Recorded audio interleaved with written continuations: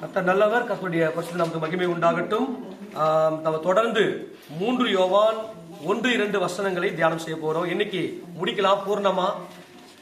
இன்னைக்கு பூர்ணமா முடிக்கலாம். ஏன்னா ரொம்ப முக்கியமான செய்தி இது. இதை நீங்க ஆரம்பத்திலிருந்து நீங்க முடிவு வரைக்கும் என்ன பண்ணுங்கன்னா தொடர்ந்து கர்த்தர் நமக்கு உதவி செய்யும்படியாய் மறுபடியும் ஒரு ரிவ்யூ பார்த்துட்டு அப்படியே கொண்டு போகலாம். எடுத்து வாசிக்க பார்க்கலாம். வசனத்தை வாசிக்க பார்க்கலாம்.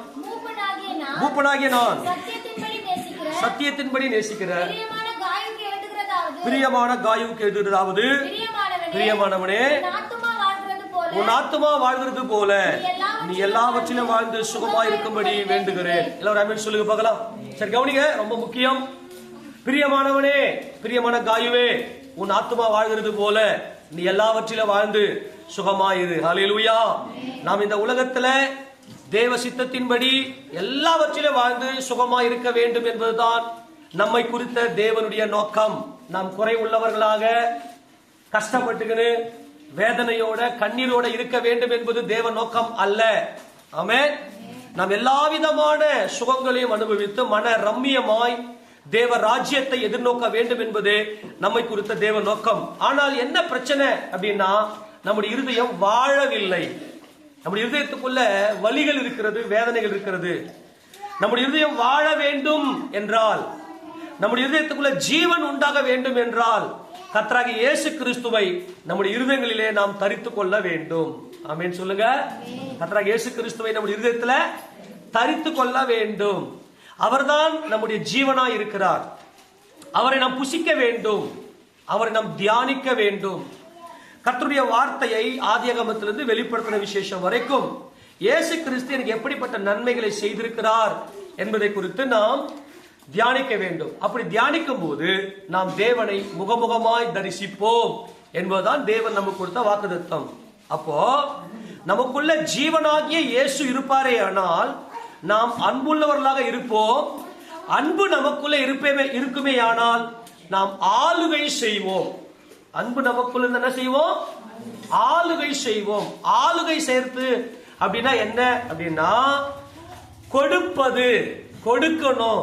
எல்லா பிள்ளைகளுக்கும், தேவனுடைய பிள்ளைகளுக்கும் யாரெல்லாம் உபத்திரவப்படுகிறார்களோ, இது தேவனுடைய பிள்ளைகள் அல்லவா, இந்த பிள்ளை தேவ பிள்ளை அல்லவா, இந்த பிள்ளை தேவனால் தெரிந்து கொள்ளப்பட்ட பிள்ளை அல்லவா, இந்த பிள்ளைக்கு நான் உதவி செய்வேன். காரணம், அவர் என் சகோதரர், தேவன் எங்க அப்பா. ஆமெனா. தேவன் எங்க அப்பா. எங்க அப்பாவுடைய பிள்ளையாகி என் சகோதரன் இன்றைக்கு உபத்திரவப்பட்டு கொண்டிருக்கிறார், அவருக்கு நான் உதவி செய்வேன் என்று உங்ககிட்ட இருக்கிறதெல்லாம் நீ அள்ளி அள்ளி கொடுக்கணும். இதுதான் தேவன் உன்னை குறித்த நோக்கமா இருக்கிறது. ஆமெனா. எத்தனை பேர் இன்னைக்கு அப்படி இருக்கிறீங்க? சபையில தேவனுடைய பிள்ளைகளை எத்தனை பேரை வாழ வைக்கிறீங்க? அப்போ அவங்களுக்கு நீங்க அவங்கள வாழ வைக்கணும் அப்படின்னா உங்ககிட்ட அவ்வளவு பணம் இருக்க வேண்டும், பொருள் இருக்க வேண்டும். ஆனா இன்னைக்கு அவ்வளவு பணமும் பொருளும் இல்ல. எல்லாம் கொஞ்சம் கவனிச்சிங்களேன். இன்னைக்கு நான் கொடுக்கிற அளவுக்கு என்கிட்ட பணமும் பொருளும் இல்ல பிரதர் அப்படின்னு சொல்றதுக்கு காரணம் என்னன்னா, மனம் இல்லை. மனம் இல்லை, மனதுல ஜீவன் இல்லை, உங்கள் மனம் வாழவில்லை. ஆனால் தேவன் நம்மை அழைத்திருப்பது எதற்காக என்றால், எனக்கு பிரியமான காயுவே, உன் ஆத்துமா வாழுகிறது போல. நான் சொல்றது புரிஞ்சுக்க முடியுதா? உங்க ஆத்துமா வாழுகிறது போல, உங்க ஆத்துமாவுல இயேசு கிறிஸ்து இருக்கிறது போல நீ எல்லாவற்றிலும் வந்து சுகமா இரு. ஏனென்றால் உன் அன்பை குறித்து சாட்சி சொன்னார்கள் சபைக்கு. வாசிங்க 6ஆம் வசனம். அவர்கள் உன்னுடைய அன்பை குறித்து எல்லாம் கவனிக்க. எங்க சாட்சி சொன்னாங்க? எங்க சாட்சி சொன்னாங்க? சபையில சாட்சி சொன்னாங்க. பிரதர், சிஸ்டர், தேவன் நம்மை அழைத்த அழைப்பின் நோக்கம் என்னவென்றால், சபையில் இருக்கக்கூடிய தேவ பிள்ளைகளுக்கு உன்னால பல ஆயிரங்கள், பல லட்சங்கள், சொல்ல போன சில கோடிகள் உங்களால கொடுக்க முடியுமா? நான் கேட்கறத புரிந்து கொள்ளுங்க. எங்க பிரதர், என்கிட்ட இல்லையே, என்கிட்ட இல்லையே அப்படின்னு கைவிரிக்கிறோம் அப்படின்னு என்ன அர்த்தம்னா, நம்முடைய இருதயம் இன்னும் வாழவில்லை. அப்படியானால் நமக்கு உள்ள அங்க ஒரு அடிமைத்தனம் இருக்கிறது. நாம் என்ன பண்றோம்? எடுக்கிறோம். கவனிங்க, நம்ம எடுக்கிறோம், கொடுக்கவில்லை. அப்போ நாம் கொடுக்க வேண்டுமே. ஆனால் சபையில் இருக்கிறவர்களுக்கு, உபத்திரவப்படுகிறவர்களுக்கு, திக்கற்ற பிள்ளைகளுக்கும் விதவைகள் படுகிற உபத்திரவத்திலும் அந்த குடும்பம் கொடுக்க வேண்டும். உன்னை குறித்து சபையில சாட்சி கொடுத்திருக்கிறார்கள் என்று சொல்லி சொல்றார். அதுக்கு என்ன காரணம் என்றால், இந்த காயுடைய இருதயத்துக்குள்ள ஜீவன் இருக்கிறது. எது ஜீவன் என்றால், கர்த்தராகிய இயேசு கிறிஸ்துவினுடைய மரணம். கர்த்தராகிய இயேசு கிறிஸ்துவினுடைய மரணம், அவருடைய அடக்கம் பண்ணப்படுதல், அவருடைய உயிர்த்தெழுதல் என்பதை இந்த காயு விசுவாசித்தார். ஜீவன் உண்டாயிருந்தது, அவருக்குள்ள அன்பு இருந்தது. இந்த அன்பு ஆகிய இயேசு கிறிஸ்து உள்ள இருந்தபடினாலே அவர் கொடுத்தார். ஆமென் சொல்லுங்களேன். எத்தனை பேர் அந்த அன்பின் இருதயம் வேண்டும் விசுவாசிக்கிறீங்க?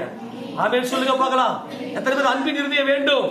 சரி, இந்த அன்பின் இருதயத்துக்கு எதிராக செயல்படுகிற ஒரு வல்லமை தான் அடிமை. அடிமை என்ன செய்வான்னா, எடுத்துக்கினே இருப்பான். அடிமை வேலை செய்வான். அந்த வேலை எதுக்காக செய்யறான்? எஜமானுடைய அந்த வேலை ஸ்தலத்துல அப்படின்னா தனக்காக அவன் வேலை செய்யறான். இப்ப கவனிங்க, அன்புனா என்ன? கர்த்தராகிய இயேசு கிறிஸ்து இந்த அன்பை குறித்து என்ன சொல்லுகிறார் என்றால், தன் ஜீவனை கொடுப்பதே அன்பு. நம்ம எல்லாம் மாம்சத்தில் இருக்கிறோம், நம்முடைய தேவன் ஆவியா இருக்கிறார். தேவ சித்தத்தை நாம் செய்ய வேண்டுமே ஆனால், தேவனுடைய பிள்ளை சபையில் இருக்கக்கூடிய ஒவ்வொருவரும் தேவனை விசுவாசித்து தேவ சபையில் இருக்கிற பிள்ளை, இவர்கள் தேவ பிள்ளை என்றால் நாம் சாக வேண்டும். இந்த சாவலத்தான் அன்பு இருக்கிறது. எடுத்து வாசிங்க, அன்புக்கு கர்த்தர் என்ன விளக்கம் கொடுக்கிறார். யோவான் சுவிசேஷம் 10வது அதிகாரம். யோவான் சுவிசேஷம் 10வது அதிகாரத்துல 17வது வசனத்தை வாசிக்கலாம். 17.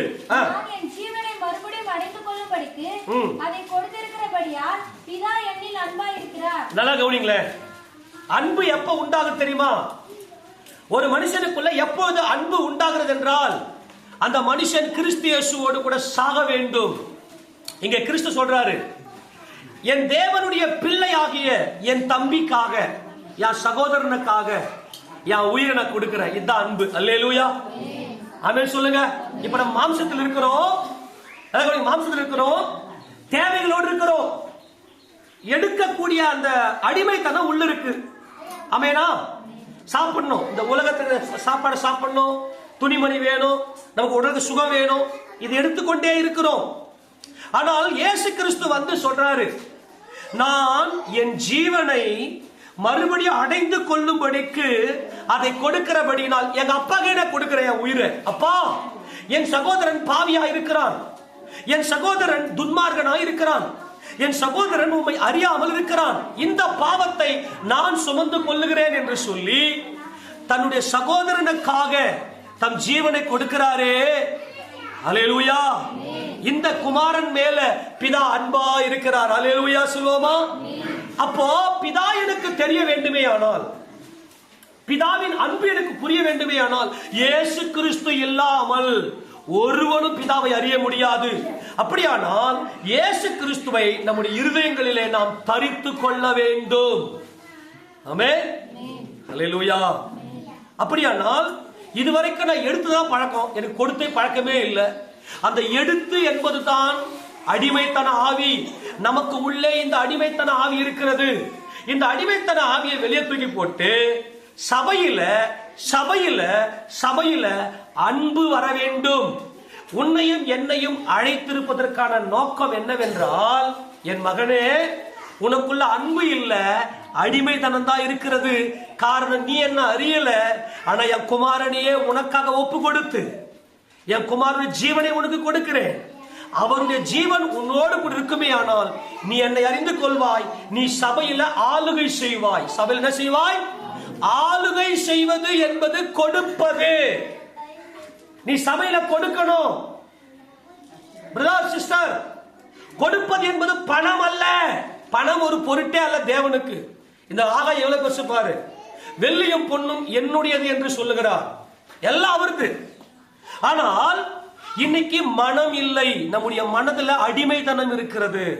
இந்த அடிமைத்தனத்தை விட்டு வெளியேற்றணும். ஏன்னா அன்புதான் என்றென்றைக்கும் நிலைத்திருக்கும். இந்த பிரபஞ்சத்தையே தேவன் எந்த திட்டத்துல உண்டாக்கிறார் என்றால் அன்புல. அன்பின் திட்டத்துல மனிதனுக்குள்ள அன்பு இல்லை. மனிதனுக்குள் இருப்பது பாசம். அதை பார்த்துட்டோம், நம்ம நல்லா தெளிவா பார்த்துட்டோம். மனிதனுக்குள்ள இருப்பது அன்பு அல்ல, பாசம் இருக்கிறது. ஏனென்றால் மாம்சத்துல பிறப்பது பாசம், ஆவியில பிறப்பதுதான் அன்பு. என் தேவன் ஆவியா இருக்கிறார். அண்ட சராசரங்களை சிருஷ்டித்த தேவன் ஆவியா இருக்கிறார். இதெல்லாம் புரிந்து கொள்ள வேண்டும். ஏன்னா நம்முடைய குடும்பத்துல அன்பு இருக்குமே ஆனால் அங்க சமாதானம் நிலைத்திருக்கும். கணவனுக்காக மனைவி தன்னை கொடுக்க வேண்டும், மனைவிக்காக கணவன் தன்னையே கொடுக்க வேண்டும். என் மனைவிக்கு எது பிடிக்கும், என் மனைவியை நான் எப்படி சந்தோஷப்படுத்தலாம், என் மனைவி என்ன நம்பிதான் இருக்கிறான், என் கணவனுக்கு நான் தொண்டு செய்ய வேண்டும், என் கணவனுக்கு தான் என்னை தேவன் கொடுத்திருக்கிறார். அப்படி தன்னைத்தானே கொடுக்கிற இந்த அன்பு ஒரு மனுஷனுக்குள்ள எப்பொழுது வருமே என்றால், கிறிஸ்து இயேசு என் ரட்சகர், என் பாவங்களை ரட்சிக்க வந்தவர். அதே போலதான் நிறைய பிள்ளைகள் தன்னுடைய தாய் தகப்பனுக்கு தங்களை கொடுக்க வேண்டும் என்றால், இந்த கொடுத்தல் நம்முடைய கான்சியஸ, நம்முடைய கான்செப்டை ஒரே ஒருமுகப்படுத்தி ஒரே நேரா திருப்பி தேவனுக்கு என்று நம்ம ஒப்பு கொடுக்க வேண்டும். இந்த அன்புல தான் எல்லா விதமான ரகசியங்களும் இருக்கிறது. ஒருவேளை இன்னைக்கு கிறிஸ்து இயேசுவை நாம் இருந்தது தரித்துக் கொள்வோமே ஆனால், இந்த அன்பு நமக்குள் எப்படிப்பட்ட கேரக்டரை வெளிப்படுத்தும்.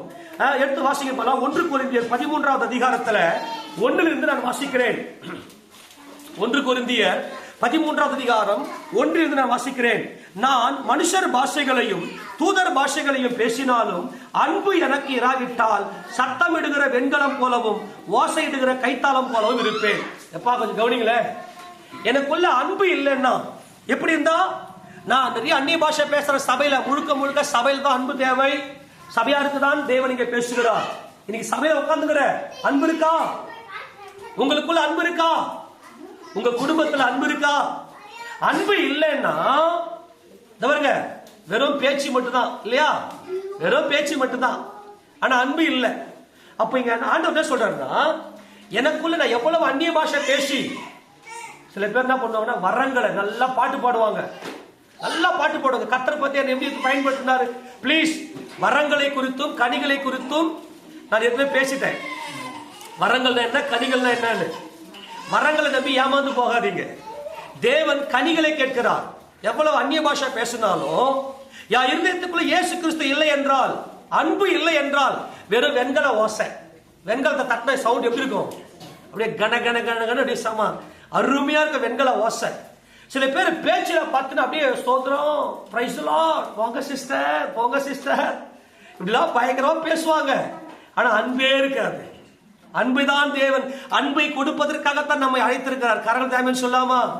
இன்னைக்கு மட்டும் நம்ம ஒத்துக்கணும்னு வச்சுங்களேன், அப்பா எனக்குள்ள அடிமை தான் இருக்குதுப்பா, அன்பு இல்ல, எனக்கு அன்பை கொடுங்கப்பா அப்படின்னு நம்ம கேட்போம்னு வச்சுங்களேன், கர்த்தர் நமக்கு பரிபூர்ண அன்பை கொடுக்கிற வல்லமை உடையவராக இருக்கிறார். அங்க சொன்னார் பாருங்க, நான் வெறும் வெண்கல ஓசை ஆயிடும், நான் தீர்க்க தரிசன வரத்தை உடையவன. வரம், எச்சரிக்கை, வரம். நிறைய பேர் இன்னைக்கு சில ஊழியக்காரர்கள், சில ஊழியக்கார அம்மாங்கெல்லாம் வந்து நின்னாங்கன்னா அவங்களுக்கு உள்ள இருந்து கிறிஸ்து வல்லமையாய் வெளிப்படுவார். வரங்கள் பயங்கரமா இருக்கும். அவங்க பாட்டு பாடினாங்கன்னா அப்படியே கண்ணில் கண்ணீர் கொட்டும். அவங்க பிரசங்கம் பண்ணாங்கன்னா உள்ள உடையும். அப்படி அந்த அளவுக்கு தீர்க்க தரிசன வரத்தை சொல்லி உன் வாழ்க்கையில இருந்த பாவத்தை எல்லாம் சொல்லி பயங்கரமா பண்ணுவாங்க. ஆனா அன்பு இல்லைன்னா, அன்பு என்பது என்ன தெரியுமா? அன்புக்கும், அதாவது வரத்துக்கும் கனிக்கும், வரத்துக்கும் கனிக்கும் வித்தியாசம் சொன்னேன். வரம் என்பது ஒரு மனிதனுக்குள் இருந்து கிறிஸ்து வெளிப்படுவதை, கிறிஸ்துவை ஒரு சகோதரனுக்குள் இருந்து கிறிஸ்துவை பார்ப்பது, கிறிஸ்துவை பார்ப்பது. ஆமா பிரதர், இன்னைக்கு ஆண்டவர் கூட பேசினார் உங்க மூலமா, உங்க மூலமா இன்னைக்கு இடைப்பட்டார் அப்படி சொல்றது வரம். ஆனால் கனி என்பது, என்னடா இந்த மனுஷன் இயேசுவா போலயே மாறிட்டாரு, இயேசுவா போலயே உயிரை கொடுத்துட்டாரு, தனக்கு உள்ள இருந்து கொடுக்கல, தன்னையே கொடுத்துட்டாரு. தன்னையே கொடுப்பதான் அன்பு. அதனால வரங்களை நம்பி ஏமாந்து போயிடாதீங்க ப்ளீஸ். வரங்களை நம்பி ஏமாந்து போயிட்டு அவருடைய கேரக்டரை பாருங்க. தன் சகோதரனுக்கு சபையில் இருக்கிற என் சகோதரர் ஒருத்தர் கஷ்டப்படுறாரு, என் சகோதரர் வந்து வீடு கூட இல்லாம, என் சகோதரர் வீடு கூட இல்லாம அவர் ஒழுவுற வீட்டுல இருக்கிறாரு. ஆனா இவரு போயிட்டு நல்லா மாடி மேல மாடி கட்டுன்னு போவார். அதுக்கு பேர் அன்பா? அதுக்கு பேர் அன்பா? என் சகோதரன் இன்னைக்கு காசு இல்லாம இருக்கிறாரு, என்னுடைய சொத்தை வித்து என் சகோதரர் கடனை அடைப்பேன், இதுதான் அன்பு. அப்ப தீர்க்க தரிசன வரம், வரத்தை பார்க்காத. அன்புக்கு முன்னாடி எந்த வரமும் ஒண்ணுமே வேலை செய்யாது. நான் தீர்க்க தரிசன வரத்தை உடனே இருந்து சகல ரகசியங்களையும் சகல அறிவையும் அறிந்திருந்தாலும் மலையை பேர்க்கத்தக்கதாக சகல விசுவாசம் உள்ள அன்பு எனக்கு விட்டால் நான் ஒன்றுமில்லை. அல்லேலூயா. வாயில மட்டும் வண்டியை ஓட்டக்கூடாது, பிரசங்கத்துல மட்டும் அன்பு அன்புன்னு பேசிட்டு இல்லையா, பிரசங்கத்துல மட்டும் அன்பு அன்பு, அதே மாதிரி மற்றவங்கிட்ட சிஸ்டர் பிரதர் அன்பா இருக்கு அப்படின்னு சொல்லிட்டு வெறும் வாயில மட்டும் என்ன சுடக்கூடாது, வடை சுடக்கூடாது. வீட்டுக்கு வருவாங்க, சாப்பிட்றீங்களா அப்ப கேட்கும் போதே நீங்க கேட்க தோணாது. சாப்பாடு பசிச்சா கூட சில பேர் கேட்பாங்க, சாப்பிட்றீங்களா, சாப்பிட்டுதான் போகல. அவங்க என்னமோ வானான்னு சொன்ன மாதிரியும் சாப்பிட்டுதான் கேட்கும் போது சாப்பிட்டுதான் போகல. அன்பு உனக்குள்ள இருந்துச்சுன்னா கட்ட கட்ட ஓடி போய் சமையல் ஒரு சோறு போறதுக்கு ஒரு சாப்பாடு கொடுக்கறதுக்கு கூட பாருங்க. நீ என்ன பண்ணலாம், சாப்பாடு ரெடியா தந்து ஒத்தாந்து அவங்க கையில வச்சுட்டு நீங்க சாப்பிட்டுதான் போகணும். அது மனம். நான் மறுபடியும் சொல்றேன், அன்பு என்பது கொடுத்தல் என்பது கையில் இருக்கிற பணம் அல்ல, பொருள் அல்ல, அது மனம். அங்கே கிறிஸ்து இருப்பாரே ஆனால், அங்கே இயேசு இருப்பாரே ஆனால், அங்கே ஜீவன் இருக்குமே ஆனால், இந்த வரங்களை நம்பி ஏமாந்து போக மாட்டீங்க. பிளீஸ் அன்பாய் சொல்லுகிறேன், வரங்கள் தேவ ராஜ்யத்தை கட்டுவதற்காக, தேவ ராஜ்யத்தை கட்டுவதற்காக அநேக ஆத்துமக்களை சபையில கூட்டி சேர்ப்பதற்கு வரங்கள் தேவை. நாம் ஆவியில பலப்படுவதற்கு வரங்கள் தேவை. ஆவியில பலப்பட்டு இந்த வரங்களை வெளிப்படுத்தாதான் நமக்குள்ள ஒரு நம்பிக்கை பிறக்கும். ஆனால் கனி என்பது தேவனே நமக்குள்ள அவர் ராஜ்யத்தை நமக்குள்ள கொண்டு வருவது, தேவ ராஜ்யம் நமக்குள்ளே வருவதுதான் கனி. அப்போ இங்க சொல்றாரு பாருங்களேன், எனக்கு உண்டாயிருக்கிற யாவற்றையும் நான் அன்னதானம் பண்ணாலும், கவனம் கவனம் கவனம். இன்னைக்கு நிறைய பேரு நாங்கெல்லாம் பெரிய வள்ளல்கள், இப்ப தமிழ்ல கூட பாத்தீங்கன்னா கடை 7 வள்ளல்கள் அப்படின்னு சொல்லுவாங்க இல்லையா, அவங்கள அன்னதானம் பண்ணவங்களாம். நிறைய பேர் ட்ரஸ்ட்டுக்கு நிறைய ட்ரஸ்ட் பண்ணுவாங்க, நிறைய ட்ரஸ்ட்டுக்கு நம்ம நம்பிக்கை கொடுத்து நான் உங்களுக்கு காசு பணம் தரேன், அன்னதானம் கொடுங்க, அனாதை பிள்ளைங்க கொடுங்க. ஆனா இயேசுவை ஏற்றுக்க மாட்டாங்க. நான் மறுபடியும் சொல்லுகிறேன், நீ எவ்வளவு அன்னதானம் பண்ணாலும் அது கணக்குல வராது. உன் இருதயத்துக்குள்ள உன்னுடைய மனதில் கிறிஸ்துவை நீ தரித்துக் கொண்டிருக்க வேண்டும். காயு அன்புள்ளவர், புதிய ஏற்பாட்டு பரிசுத்தவான்கள் அன்புடையவர்கள். அவர்கள் எப்படிப்பட்ட இருந்தார்கள் என்றால், உனக்கு உண்டாயிருக்கிற எல்லாத்தையும் நீ அன்னதானம் கொடுத்தாலும், நான் மறுபடியும் சொல்றேன், தேவன் நம்ம இடத்துல கேட்பது அன்பின் இருதயத்தை கேட்கிறார். இயேசு கிறிஸ்து உன் இருதயத்திலே வாழ்கிறாரா? இயேசு கிறிஸ்து உன் இருதயத்தில் ஜீவனோடு இருக்கிறாரா? நீ எவ்வளவு அன்னதானம் பண்ணாலும் அது கணக்குல வராது. நிறைய பேர் என்ன பண்ணுவாங்கன்னா, அதுதான் பரிசுத்த ஆவியாருடைய அபிஷேகம் பெற வேண்டும். பரிசுத்த ஆவியார் நமக்குள்ளே வந்து இந்த கிறிஸ்து இயேசுவை நம்முடைய இருதயத்துக்குள்ள அப்படியே ஊட்டுவார். அன்னை தாயாகிய பரிசுத்த ஆவியானவர் நம்முடைய இருதயத்துக்குள்ளே வந்து கிறிஸ்துவை ஊட்டுவார் நமக்குள்ள. ஆக எனக்கு உண்டான எல்லாவற்றையும் அன்னதானம் பண்ணினாலும், என் சரீரத்தை சுட்டரிக்கப்படுவதற்கு கொடுத்தாலும், சில பேர் ரத்த சாட்சியா மறிக்கிறேன் அப்படி ஒப்பு கொடுப்பாங்க. அப்படி பண்ணா கூட உனக்குள்ள கிறிஸ்து இயேசு இல்லை என்றால், அன்பு எனக்கு இராவிட்டால் நான் ஒன்றும் இல்லை. ஓகேவா? ஒரு அன்பு ஒரு மனிதனுக்குள்ள என்ன செய்யும்? ஏதா சொல்றாரு. இப்ப இந்த அன்பு எப்படிப்பட்ட குணசீலங்களை நமக்கு உண்டாக்கி இருக்கும். ஒரு மனுஷனுக்குள்ள அன்பு இருக்குது அப்படி எப்படி கண்டுபிடிச்சிடலாம்? குணசீலங்கள், ஒருத்தர் கேரக்டர் வெளிப்படும். அன்பானவர்களே, நாம் தேவ ராஜ்யத்துக்குள்ள பிரவேசிக்க போகிறோம். தேவ ராஜ்யம் சீக்கிரமாய் வரப்போகிறது. அந்த தேவ ராஜ்யத்துக்குள்ள யார் பிரவேசிப்பார் என்றால் அன்புள்ளவர்களே. இந்த அன்பு எப்படிப்பட்டதுன்னா, அன்பு நீடிய சாந்தமும் தயவும் உள்ளது. இதெல்லாம் ஒண்ணு ஸ்டடி பண்ணணும். 16 காரியங்கள் சொல்லுவார். நீங்கள் 16 பெற்று பெருவாழ்வு வாழ்க அப்படின்னு வாழ்த்துவோம் இல்லையா? அந்த 16 அனுபவங்கள் என்ன தெரியுமா? அன்பு நீடிய சாந்தம், தயவு, அன்புக்கு பொறாமை இல்லை, அன்பு தன்னை புகழாது, அது இருமாப்பா இராது, அயோக்கியமானதை செய்யாது, தற்பொழிவை நாடாது, சினம் அடையாது, தீங்கு நினையாது, அநியாயத்தில் சந்தோஷப்படாமல் சத்தியத்தில் சந்தோஷப்படும், சகலத்தையும் தாங்கும், சகலத்தையும் விசுவாசிக்கும், சகலத்தையும் நம்பும், சகலத்தையும் சகிக்கும்.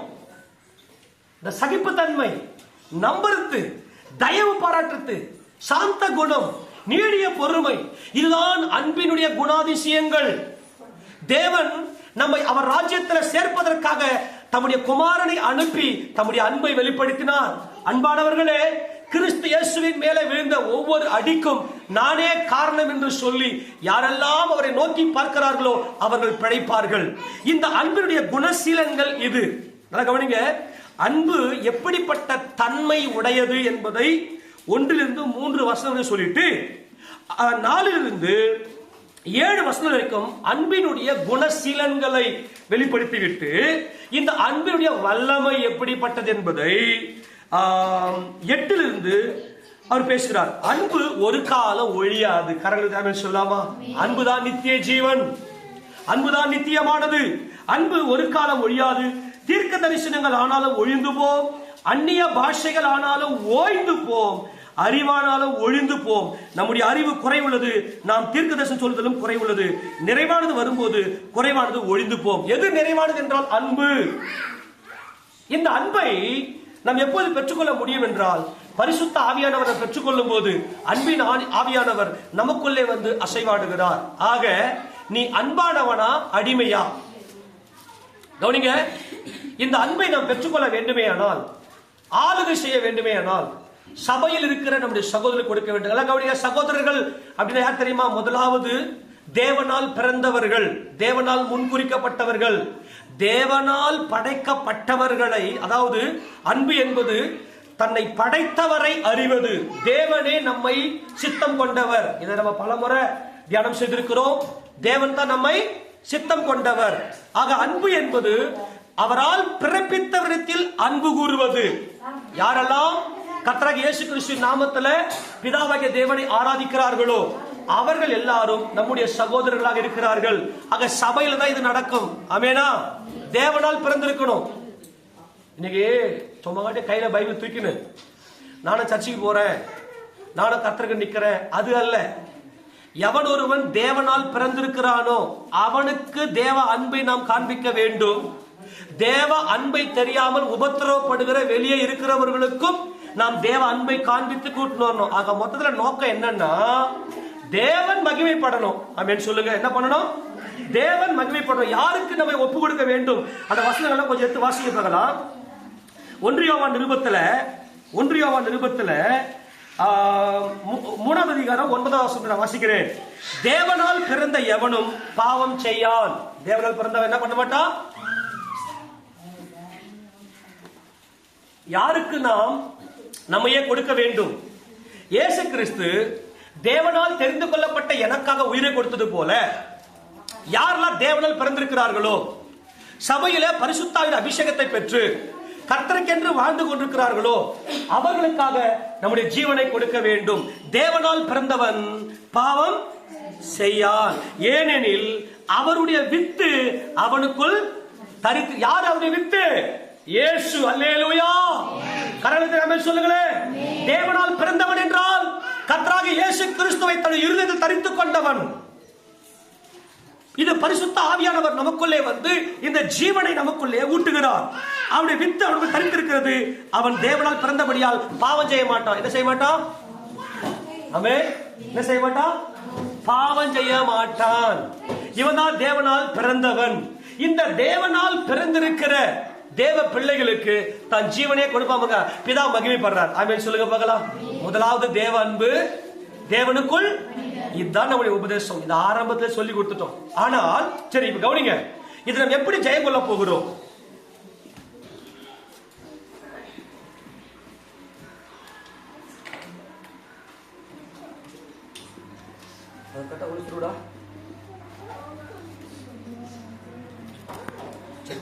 கர்த்தர் நல்லவர். கர்த்தருடைய பரிசுத்த நாமம் மகிமைப்படுவதாக. சரி, சொல்லிட்டியா?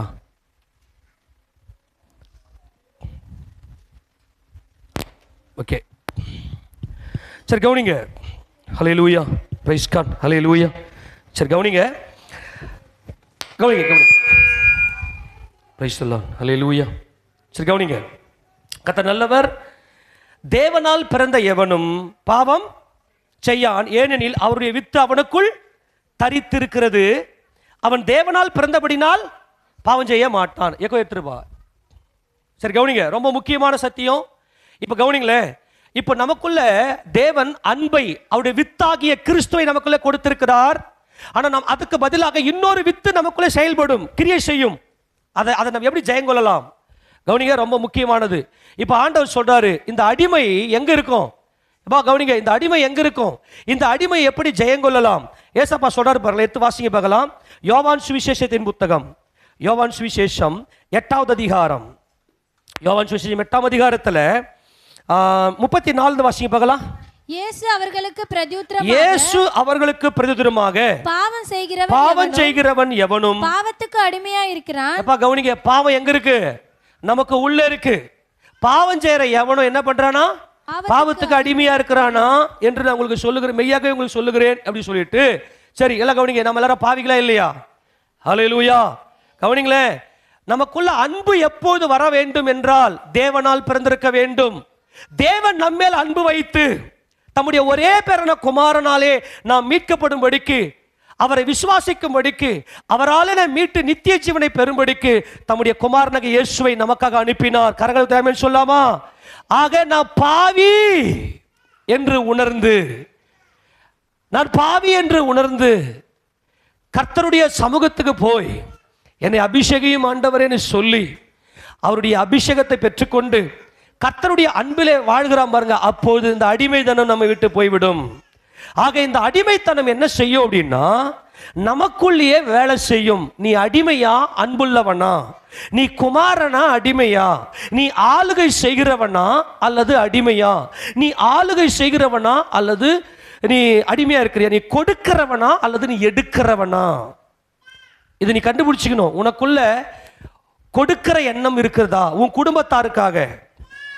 குடும்பத்தாருக்காக உன்னையே நீ கொடுக்கிறியா அல்லது உன் குடும்பத்தாருடைய உயிரை நீ எடுக்கிறியா? அப்போ இந்த எடுக்கிற அந்த ஒரு அந்தகாரம் நமக்கு உள்ளே இருக்கிறது. இதை ஏசப்பா சொல்றாரு. கவனிங்க, இந்த அன்பை நாம் பெற்றுக்கொள்வதற்கு என்ன வழி? வேகமா நான் பார்த்து முடிக்கிறேன், கொஞ்சம் கூர்ந்து மட்டும் கவனிங்க, ரொம்ப முக்கியமான சத்தியம். வாசிக்க பார்க்கலாம், தொடர்ந்து வாசிங்க. அடிமையானவன் என்றைக்கும் வீட்டில் நிலைத்திரான். எப்பா எவ்வளவு பயம் இல்ல? அடிமையானவன் தேவனுடைய வீடாகிய சபையில நிலைத்திருக்க முடியாது. இப்ப இருக்கிறான், இன்னைக்கு நிறைய அடிமைகள் இருக்கிறாங்க. இயேசு கிறிஸ்துவை தங்கள் சொந்த ரட்சகராக ஏற்றுக்கொள்ளாமல் இருக்கிற அத்தனை பேருமே அடிமைகள். வாழ்றாங்க, நல்லா இருக்கிறாங்க, நல்லா காசு பணம் நல்ல வசதிகளை வச்சுக்கின்னு வாழ்றாங்க. ஆனால் அவர்கள் தேவனுடைய வீட்டில் இருக்க முடியாது. வரப்போகுது தேவராஜ்யம். அந்த தேவராஜ்யத்தில் இந்த அடிமைகள் இருக்க முடியாது. அடிமையானவன் என்றைக்கும் வீட்டிலே நிலைத்து இரான். இன்னைக்கு இருக்கலாம், ஆனா நீ நிலைத்திருக்க முடியாது. யார் நிலைத்திருக்க முடியும்? வாசிங்க. குமாரன் என்றைக்கும் நிலைத்திருக்கிறார். கரங்களை உயர்த்தி சொல்லாமா? யார் நிலைத்திருக்கிறது? குமாரன். ஏன்னா ஒரு எஜமான் இருக்கிறார், அந்த எஜமானுக்கு பெரிய சொத்துக்கள் இருக்கிறது, அங்கே வேலை செய்கிறவர்கள் இருக்கிறார்கள். இந்த எஜமானுக்கு நன்மை செய்யும்படிக்கு வேலை செய்கள் இருப்பாங்க. அந்த வேலை செய்கிறவர் என்ன செய்வார்கள்?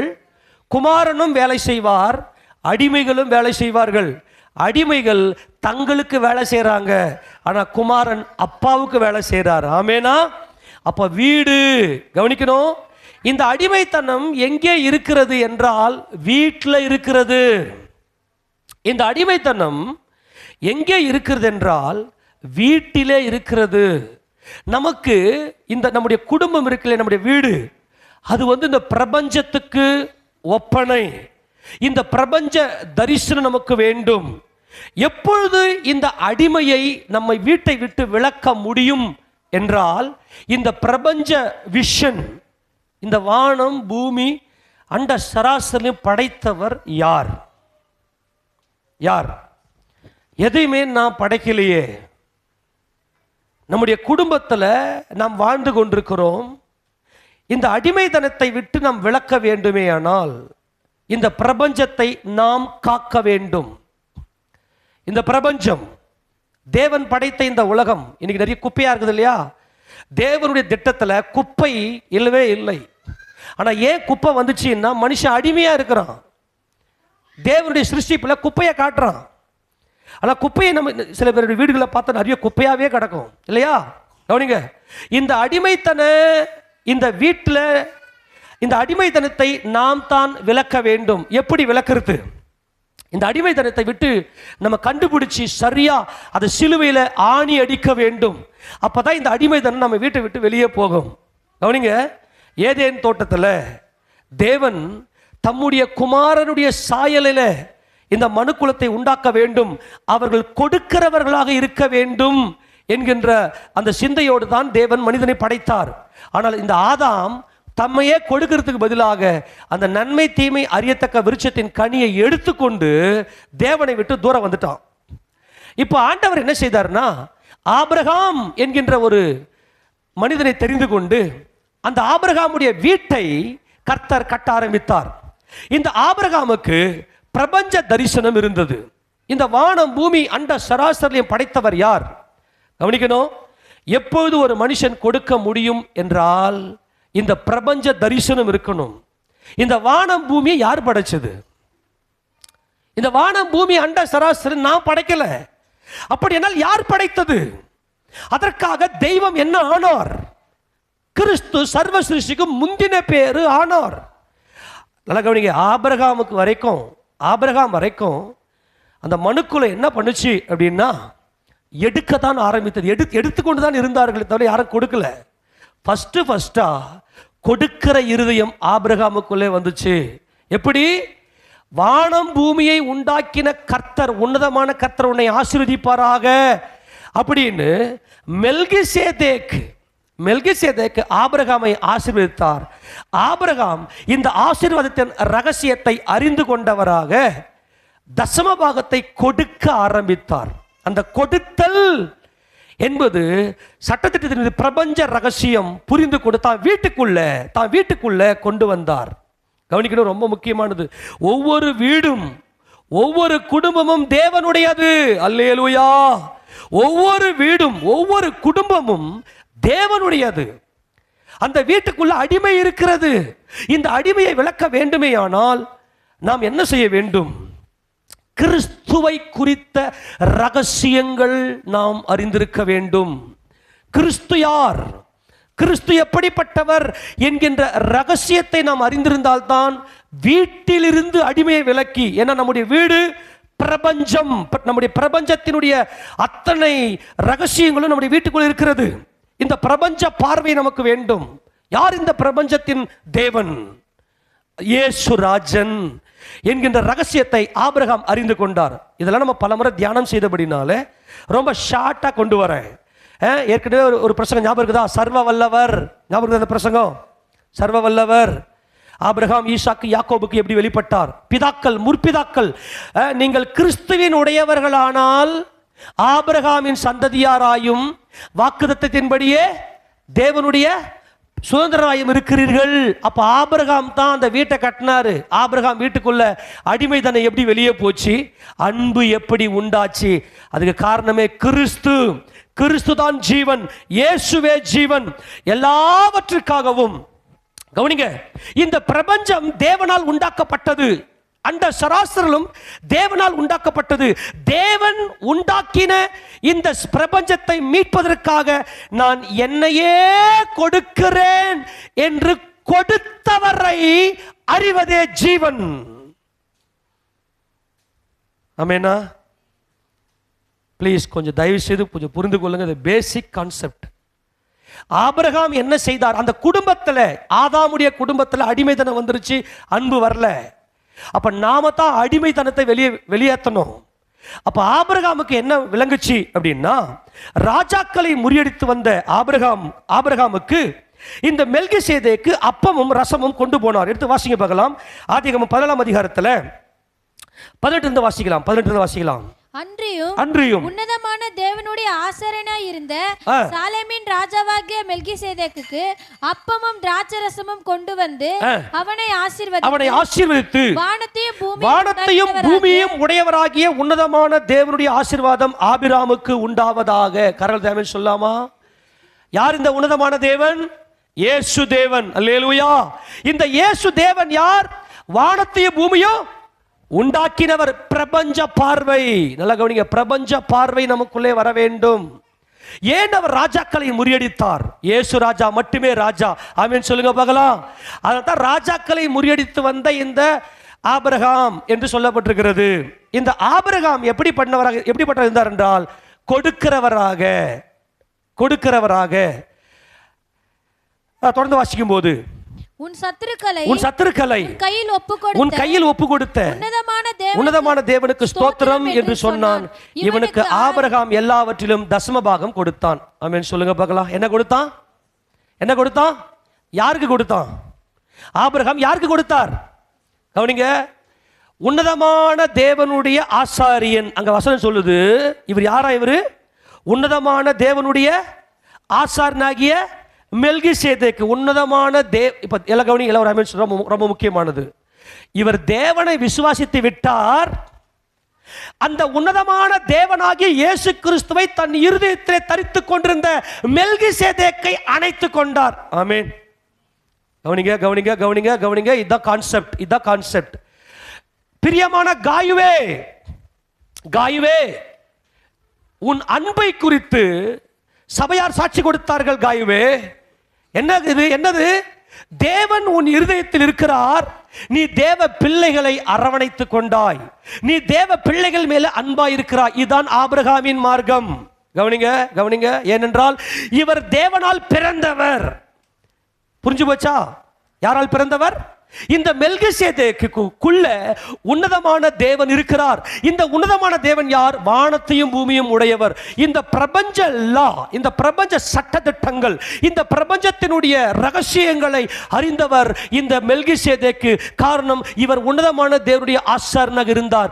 உடனே ஐயோ, இந்த மெல்கிசேதேக்கிற்குள்ள உன்னதமான தேவன், ஜெயங்கொண்ட இயேசு கிறிஸ்து உள்ளே இருக்கிறார் என்ற ரகசியத்தை ஆபிரகாம் புரிந்து கொண்டு தன்னுடைய எல்லாவற்றிலும் இவர்தான் தசம், இவர்தான் 10 இவர்தான் என்றென்றைக்கும் மூளைக்கல்லா இருக்கிறவர் என்பதை அறிந்து அவருடைய தாசனாகிய மெல்கிசேதேக்கிற்கு தசம பாகத்தை கொடுக்க ஆரம்பித்தார். ஆமென். உடனே கர்த்தர் ஒரு பெரிய ஆசீர்வாதத்தை இங்கே ஆபிரகாமுக்கு கொடுக்கிறார். 15ஆம் அதிகாரத்துல உடனே ஒரு வாக்குத்தத்தம் கொடுத்து பாருங்க, வாசிங்க. 1. இந்த காரியங்கள் நடந்த பின்பு கர்த்தருடைய வார்த்தை ஆபிரகாமுக்கு தரிசனத்திலே உண்டாகி அவர், ஆபிரகாமே, நீ பயப்படாதே, நான் உனக்கு கேடகமும் உனக்கு மகா பெரிய பலனுமாய், கொழுமையான பலனாய் நான் இருக்கிறேன். ஆபிரகாமே, நான் உனக்கு எப்படி இருக்கிறேன்? கொழுமையான பலனாய் இருக்கிறேன். இந்த சீக்வன்ஸ் புரியுதா? ஆபிரகாம் வரைக்கும் எல்லாருமே என்ன பண்ணாங்க? எல்லாருமே என்ன பண்ணாங்க? ப்ளீஸ் கொஞ்சம் புரிஞ்சுங்களா? எல்லாருமே என்ன பண்ணாங்க? எடுத்தார்கள், யாரும் கொடுக்கல. கொடுத்தாதான் ஜீவன் உண்டாகும். அப்ப ஃபர்ஸ்ட் டைமா ஆபிரகாமுக்குள்ள இந்த பிரபஞ்சத்தினுடைய ரகசியங்கள் புரிய ஆரம்பிச்சது. நம்ம சின்னதா வட்டம் போட்டு உள்ள உட்காராதீங்க. என் தேவன் எவ்வளவு பெரியவர், அப்படியே எல்லாத்தையும் பாருங்க. எல்லாத்தையும் உண்டாக்கினவர் என் கர்த்தர், அவருடைய தாசன் நான், அவரோடு கூட சிலுவையில் அடிக்கப்பட்டு நான் உயிர்ப்பிக்கப்பட்டேன். ஆக இன்றைக்கு இந்த ஆபிரகாமுடைய சந்ததியார், இந்த வசனத்தை எடுத்து காட்டணும் நேரம் இல்லை இல்லையா? பல முறை பார்த்தாச்சு. நீங்கள் கிறிஸ்துவின் உடையவர்களானால் ஆபிரகாமின் சந்ததியாராயும் வாக்குத்தத்தத்தின்படியே தேவனுடைய சுதந்திராயும் இருக்கிறீர்கள். அப்ப ஆபிரகாமுக்குள்ள கிறிஸ்து உருவானார். இந்த ஆபிரகாமுக்குள்ள கிறிஸ்து உருவாக்குறது யாருன்னா மெல்கிசேதேக்கு. இந்த மெல்கிசேதேக்கிற்கு ஆபிரகாம் கொடுத்தார். அல்லேலூயா. உதார குணமுள்ள ஆத்துமா செழிக்கும், எவன் தண்ணீர் பாய்ச்சுகிறானோ அவனுக்கு தண்ணீர் பாய்ச்சப்படும். ஆக எல்லாவற்றையும் என்றென்றைக்கும் ஜீவனோடு வைத்திருப்பதற்காக கிறிஸ்து இயேசு தம்மைத்தாமே கொடுத்தவர், தம்மைத்தாமே கொடுத்தவர் என்பதே ஜீவன். அந்த கொடுத்தவர் என்கின்ற அந்த விசுவாசம் உனக்குள்ளே வருமேயானால், கொடுத்தவரை நீ அறிந்திருப்பாயானால் நீ கொடுப்பாய். ஏனென்றால் கொடுத்தவர் குமாரன். ஆமென். கொடுத்தவர் யாரு? குமாரன். உன் வீட்டுக்குள்ள அடிமைதனம் இருக்கிறது. இந்த அடிமைதனத்தை எப்படி விளக்க முடியும் என்றால், கூடாரத்திலே குடியிருக்கிற சாராள். கவனிக்கணும், இந்த கூடாரத்திலே குடியிருக்கிற இந்த சாராளால மட்டும்தான் ஜெயங்கொண்டு நம்முடைய வீட்டுக்குள்ள இருந்த அடிமையை விளக்க வேண்டும். முதல்ல குடும்பத்தில் இருக்கக்கூடிய அடிமையை நாம் விளக்க வேண்டும். எத்தனை சொல்றது புரியுது? குடும்பத்துக்குள்ள அடிமைதனம் இருக்கிறது. இந்த ஆபிரகாமுக்குள்ள இந்த உன்னதமான கர்த்தராகிய இயேசு கிறிஸ்து உள்ளே இருந்தபடினாலே தன் சகோதரனுக்காக ஜீவனை கொடுக்கிற அன்பை வெளிப்படுத்தினார். எப்படி? லோத்தை இந்த கெதர்லா கோமேரனுடைய தலைமையில் 5 ராஜாக்கள் வந்து அவங்க என்ன பண்றாங்க? சோதோமினுடைய அந்த ராஜாக்களோட யுத்தம் பண்ணி அவங்க என்ன பண்ற? பிடிச்சிட்டு போறாங்க. அப்போ 318 பேரோட போய் இந்த ஆபிரகாம் தன் சகோதரனுக்காக தன் ஜீவனை கொடுக்கிற அன்பை வெளிப்படுத்தினார். ஆமென். இந்த ஆபிரகாமுடைய வீட்டில் 318 பேர் தங்கள் உயிரையே கொடுக்கத்தக்கதா இருந்தார்கள். ஆபிரகாமுடைய வீடு ஒரு சபையாக இருந்தது. ஆபிரகாமுடைய வீட்டில் இந்த 318 பேர், அதை வாசிங்க பார்க்கலாம். 14 தன் சகோதரன் சிறையாக கொண்டு போகப்பட்டதை ஆபிராம் கேள்விப்பட்ட போது அவன் தன் வீட்டிலே பிறந்த கைப்படிந்தவர்களாகிய 318 ஆட்களுக்கும் ஆயுதம் தரிப்பித்து தான் என்னும் ஊர் மட்டும் அது தொடர்ந்து போய். கவனிங்க, ரொம்ப முக்கியம். எத்தனை பேரு? 318 பேரை இந்த ஆபிரகாம் தயார் செய்து வைத்திருந்தார். எதுக்காக? யுத்தம் பண்றதுக்கு. கவனிங்க, இவர் ராஜா அல்ல, ஆனால் தன் சகோதரனுக்காக நாம் ஜீவனை கொடுக்க வேண்டும் என்கின்ற இந்த கிறிஸ்துவின் அன்பை அவர் இருதயத்தில் தரித்துக் கொண்டபடியினாலே 318 என்பது 300 என்பது தேவனே என் ரட்சிப்பு, தேவனாகிய இயேசுவே, வானத்தையும் பூமியும் உடையவராகிய ஜெயங்கொண்டவராகிய. நல்லா கவனிங்க, இயேசு கிறிஸ்து வானத்தையும் பூமியும் உடையவர், அவர் ஜெயங்கொண்டவர். 300 என்பது தேவனே என் ரட்சிப்பு. 10 என்பது இவரே ராஜா, இவர் வார்த்தையானவரே ராஜா. கவனிங்க, ஜெயங்கொண்டவர் இவரே ராஜா. 8 என்பது நித்தியம், பிந்தின நித்தியம், புதிய நாள். 8 என்பது புதிய, என்றென்றைக்கும் அவர் ராஜாவாக இருக்கிறவர். அப்ப ஆபிரகாமுடைய சபையில 318 பேர் இருந்தார்கள் என்பது ஆபிரகாம் ஒரு தெய்வீக சபையை நடத்தி கொண்டிருந்தார். ஹல்லேலூயா. ஆபிரகாமுடைய வீடு கர்த்தருடைய வீடாக, தேவனுடைய வீடாக அங்கே இருந்திருக்கிறது. எத்தனை புரிஞ்சு போச்சு? இந்த 318 என்பதுதான் பயங்கர முக்கியம். அப்ப இந்த 318 பேர்களும் ராஜாக்களோட போய் யுத்தம் பண்ணுகிறார்கள். யார் கூட? இவர் ராஜா அல்ல, இவர் ஒரு குடும்பத்தை வைத்து நடத்தி கொண்டிருக்கிறார். ஆக தேவனுடைய ராஜ்யத்தை இந்த பூமியிலே ஸ்தாபித்தவர் தான் இந்த ஆபிரகாம். இந்த 318 பேர் என்பது கர்த்தராகிய இயேசு கிறிஸ்துவை தங்கள் இருதயத்தில் தரித்து கொண்டவர்கள் இவர்கள் என்பது நமக்கு விளங்குகிறது. அப்போ இந்த வீட்டுக்குள்ள அடிமைத்தனம் உள்ள வந்துருச்சு. ஆகார் என்பவள் மூலமாய் ஆபிரகாமுடைய சந்ததி உருவாயிருச்சு. அந்த சந்ததி உள்ள சண்டை போடுது, அடிமைதனம். நல்லா கவனிங்க, இந்த அடிமைதனத்தை ரொம்ப ஜாக்கிரதையா மைல்டா பார்த்து தலையை நசுக்கணும். அப்ப சாராள் அம்மா என்ன பண்ணாங்கன்னா தெளிவா ஒன்று புரிஞ்சுக்கினாங்க. ஈசாக்கின் இடத்திலே உன் சந்ததி விளங்கும். சந்ததி எடுத்து வாசிக்க பார்க்கலாம். 21 இதை கடந்த வாரம் நம்ம பார்த்தோம் இல்லையா? வாசிங்களா? 10ஆம் வசனம் 21:10. ஆபிரகாமை நோக்கி இந்த அடிமை பெண்ணையும் அவள் மகனையும் புறம்பே தள்ளும். இந்த அடிமை பெண்ணின் மகன் என் குமாரனாகிய ஈசாக்கோடு சுதந்திரவாளி. கவனிங்க, முதலாவது நம்முடைய குடும்பத்திலிருந்து என்ன அடிமையானவன் வீட்டில நிலைத்திரான், குமாரனும் என்றைக்கும் நிலைத்திருக்கிறார். ஆதலால் குமாரன் உங்களை விடுதலையாக்கினால் மெய்யாகவே, எல்லாம் கவனி, குமாரன் உங்களை விடுதலையாக்கினால் மெய்யாகவே விடுதலை ஆவீர்கள். அப்ப சாராள் அம்மாக்குள்ள குமாரனின் விடுதலையின் அபிஷேகம், குமாரனின் ஜெயங்கொண்ட அபிஷேகம், குமாரனே சுதந்திரவாளி. இயேசு கிறிஸ்து சர்வத்துக்கும் சுதந்திரவாளியாக என் தேவன் நியமித்திருக்கிறார். இந்த இயேசு கிறிஸ்து என் குமாரனாகிய ஈசாக்கின் சந்ததியிலே என் கணவனாகிய ஆபிரகாமின் சந்ததியிலே பிறப்பார். இவர் சர்வத்துக்கும் சுதந்திரவாளி, இவரை கொண்டு உலகங்களையும் உண்டாக்கினார் என்று எபிரேய நிருபத்தில் நாம் வாசிக்கிறோம். எப்பொழுது நம்முடைய குடும்பத்திலிருந்து அடிமைத்தனத்தை நீக்க முடியும்? எடுக்கிற ஆவி நீக்கிட்டு கொடுக்கிற ஆவி நமக்குள்ளே பெருகும் என்றால் இயேசு கிறிஸ்து சர்வத்துக்கும் சுதந்திரவாளி என்கின்ற ரகசியம் இந்த சாராள் அம்மாவுக்குள் இருந்துச்சு. ஏனென்றால் இந்த சாராள் கூடாரத்திலே கூடியிருக்கிறவர்கள். எப்படி? இந்த வசனம் வாசிக்கும் போது இந்த சாராள் கூடார வாசலிலே, ஒரு குடும்பத்தினுடைய வாசல் யாருன்னு அடிக்கடி சொல்லுவேன், ஒரு பெண் தான் குடும்பத்தினுடைய வாசல். ஆக இந்த சாராள் அம்மா என்ன பண்ணாங்கன்னா இந்த ரகசியத்தை அறிந்தவர்களாக, இந்த ஜீவனை தன் இருதயத்தில் தரித்தவர்கள் இருந்தபடினாலே இந்த அடிமைத்தனத்தை விட்டு, குடும்பத்தை விட்டு வெளியேற்றிட்டாங்க. ஆமேனா? எல்லாரும் ஆமேன் சொல்லுங்க. இது நம்ம கூடயே வருங்க. இது பொல்லாத ஆவி, இந்த அடிமைத்தனத்தின் ஆவி. அதை சாராள் ஸ்திரீல தான் மீட்பு இருக்கிறது. இந்த சாராள் இதை புரிந்து கொண்டபடினால் தான் ஆண்டவர் என்ன சொல்றார் பாருங்க. தொடர்ந்து தன் மகனை குறித்து சொல்லப்பட்ட இந்த காரியம் ஆபிரகாமுக்கு மிகவும் துக்கமா இருந்தது. ஆபிரகாம் அப்பொழுது தேவன் ஆபிரகாமை நோக்கி, அந்த பிள்ளையும் உன் அடிமை பெண்ணையும் குறித்து சொல்லப்பட்டது உனக்கு துக்கமா இருக்க வேண்டாம், ஈசாக்கினிடத்தில் உன் சந்ததி விளங்கும். ஆமென். இதுதான் தேவனுடைய நோக்கம். அந்த சந்ததி கிறிஸ்துவே என்று கலாத்தியர் புத்தகத்தில் வாசிக்கிறோம். ஆக சாராளாம என்ன பண்ணிட்டாங்கன்னா, தான் குடும்பத்தை விட்டு, தான் குடும்பத்தை இந்த அடிமையை வெளியேற்றிட்டாங்க. அல்லேலூயா. அடிமை என்ன பண்ணுவான்? உயிரை எடுப்பான். ஆமென். குமாரன் அன்புள்ளவர், உயிரை கொடுப்பார். ஆக நம்ம குடும்பத்தில் இருக்கிற இந்த அடிமைத்தனத்தை விளக்க வேண்டுமேயானால் அது தாயார் சாராளினுடைய அந்த அனுபவம், அவருடைய புண்ணியம் நமக்கு வேண்டும். ஆமெனா. தாயார் சாராளுடைய அந்த புண்ணியத்தை நாம் பெற்றுக்கொண்டு இயேசு கிறிஸ்து சுதந்திரவாளி, அவர் தான் சர்வத்துக்கும் சர்வ சிருஷ்டிக்கும் தேவன் சுதந்திரவாளிக்கு நியமித்தவர் என்ற ரகசியத்தை புரிந்து கொள்ள வேண்டும். சரி, இப்ப குடும்பத்தை விட்டு அடிமையை தள்ளியாச்சு. அடுத்தது இன்னொரு விஷயம் என்னன்னா, ஈசாக்குக்கு 2 பேர் பிறந்தாங்க, இரட்டை பிறவி. யார் யாரு? ஏசாவும் யாக்கோபும். நல்லா கவனிக்கணும். இந்த ஏசாவும் யாக்கோபுல யார் இப்போ சுதந்திரவாளி? இந்த ஏசா வேட்டைக்காரன். ஆமென்.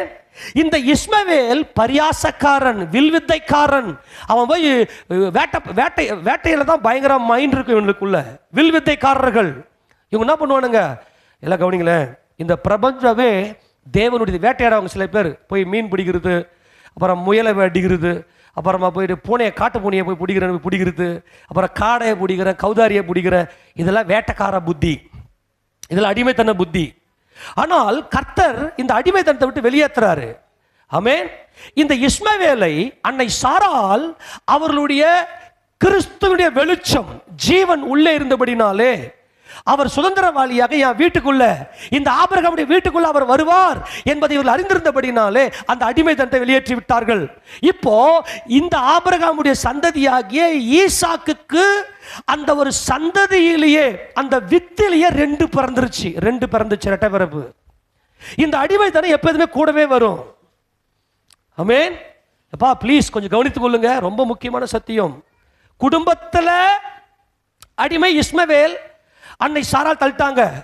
இப்ப சந்ததியிலேயே அடிமைத்தனம் உள்ள வருது. இதுக்கு பயங்கரம் வெளிச்சம் கிடைக்கணும். அன்னை ரெபேக்கால் இந்த புள்ள வேட்டக்காரன். இந்த 2 பேர்ல என் கர்த்தர் சேஷ்ட புத்திரன். கையை தட்டி மிக செலுத்துவோமா? என் இயேசு சேஷ்ட புத்திரன். அல்லேலூயா. பாருங்க, தம்முடைய குமாரன் அநேக சகோதரர்களுக்குள்ளே முதற் பேரானவராய் இருக்கும் பொருட்டு தேவன் எவர்களை முன் அறிந்தாரோ அவளை தம்முடைய குமாரனுடைய சாயலுக்கு ஒப்பாயிருப்பதற்கு முன் குறித்திருக்கிறார். எவர்களை முன் குறித்திருக்கிறாரோ அவளை அழைத்தும் இருக்கிறார். எவர்களை அழைத்திருக்கிறாரோ அவர்களை நீதிமான்களாக்கி இருக்கிறார், பரிசுத்தப்படுத்தினார், மகிமைப்படுத்தியிருக்கிறார். என் குமார், என் இயேசுராஜன் சேஷ்ட புத்திரன். இவரே சேஷ்ட புத்திரன். இந்த ஏசாவா யாக்கோபா? அன்னை ரெபேக்காலுக்குள்ள சத்தியத்தின் ரகசியம், அதாவது சத்தியத்தினுடைய மகிமை, இந்த சத்தியத்துடைய மகிமை அன்னை ரெபேக்காவுக்கு வெளிப்பட்டபடினாலே இந்த ஏசா வேட்டக்காரனா இருக்கிறான். அவன் எல்லாத்தையும் எடுக்கிறான். இவனுக்கு பிரபஞ்ச ரகசியம் புரியல. ஆனால் இந்த யாக்கோபோ குடாரவாசியும் குணசாலியுமாய் இருக்கிறார். அவர் கொடுக்கிறார். எல்லாமே தேவனுடையது. ஆபிரகாமுடைய பாதத்தில், ஈசாக்குடைய பாதத்தில் உட்கார்ந்து கற்றுக்கொள்ளுகிறார். கவனிங்க, குடும்பத்தில் அடிமைதனம், சந்ததியிலே அடிமைதனம் வரும்.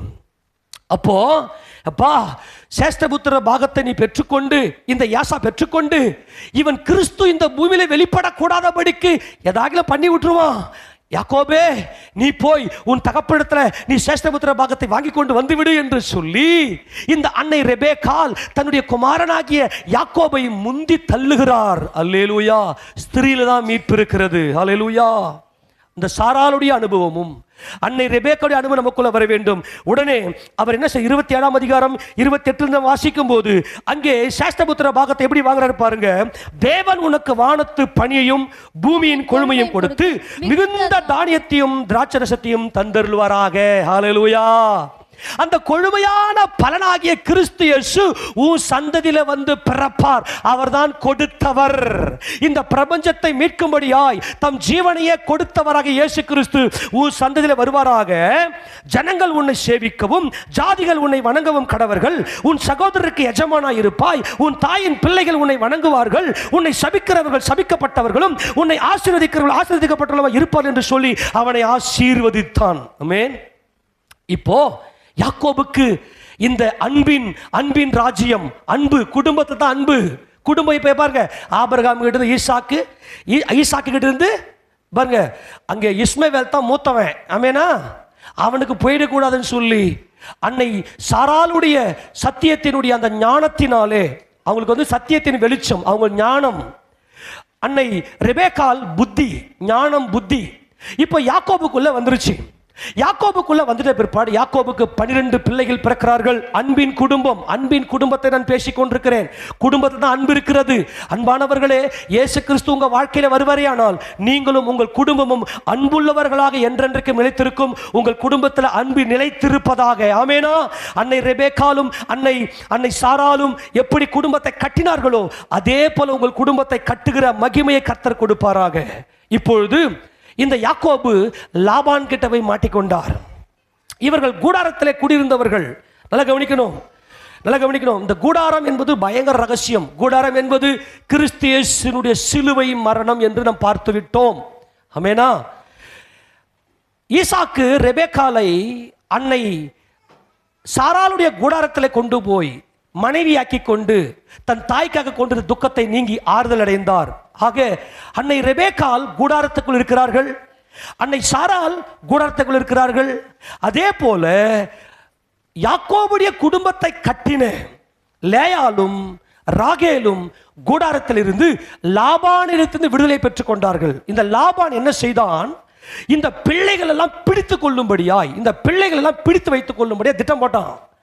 யாக்கோபுக்கு பிறந்த 12 பிள்ளைகள் யா வீட்டில் பிறந்த புள்ள. அந்த பிளான் லாபானுக்குள்ள இருந்துச்சு. ஆனால் லேயாலும் ராகேலும் இந்த அன்பின் குடும்பத்தை கட்டினார்கள்.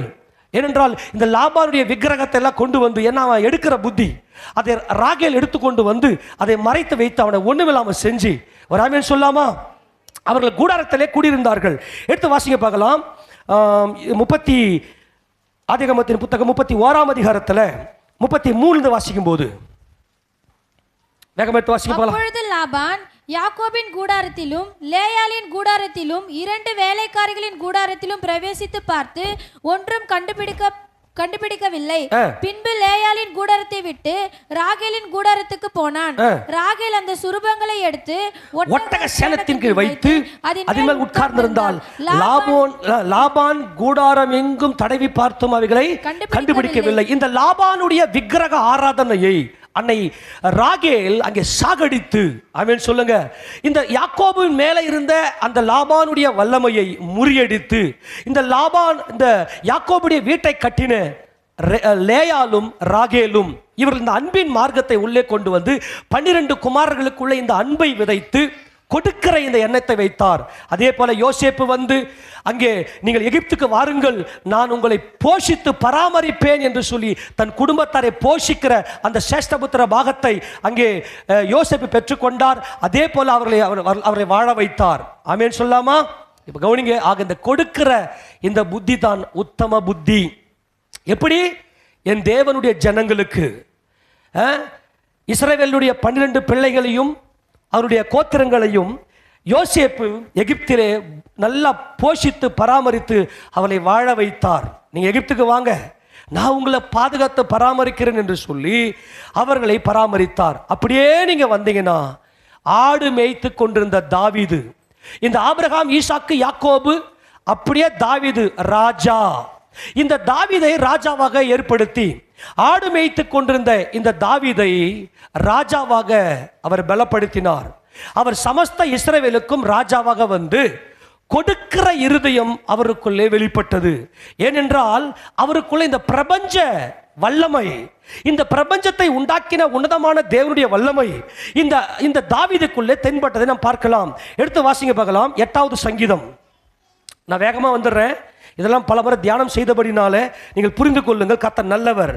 3ஆம் வசனம் வாசிங்க பார்க்கலாம். உமது விரல்களின் கிரியையாகிய உம்முடைய வானங்களையும் நீர் ஸ்தாபித்த சந்திரனையும் நட்சத்திரங்களையும் நான் பார்க்கும்போது மனுஷனை நீர் நினைக்கிறதற்கும் மனுஷகுமாரனை நீர் விசாரிக்கிறதுக்கும் அவன் எம்மாத்திரம் என்றான். நல்லா கவனிங்க, நீர் மனுஷனை விசாரிக்கிறதுக்கும் மனுஷனுடைய குமாரனை நினைக்கிறதுக்கும் இந்த மனுஷன் எம்மாத்திரம். நல்லா கவனிங்க, ரொம்ப முக்கியமானது.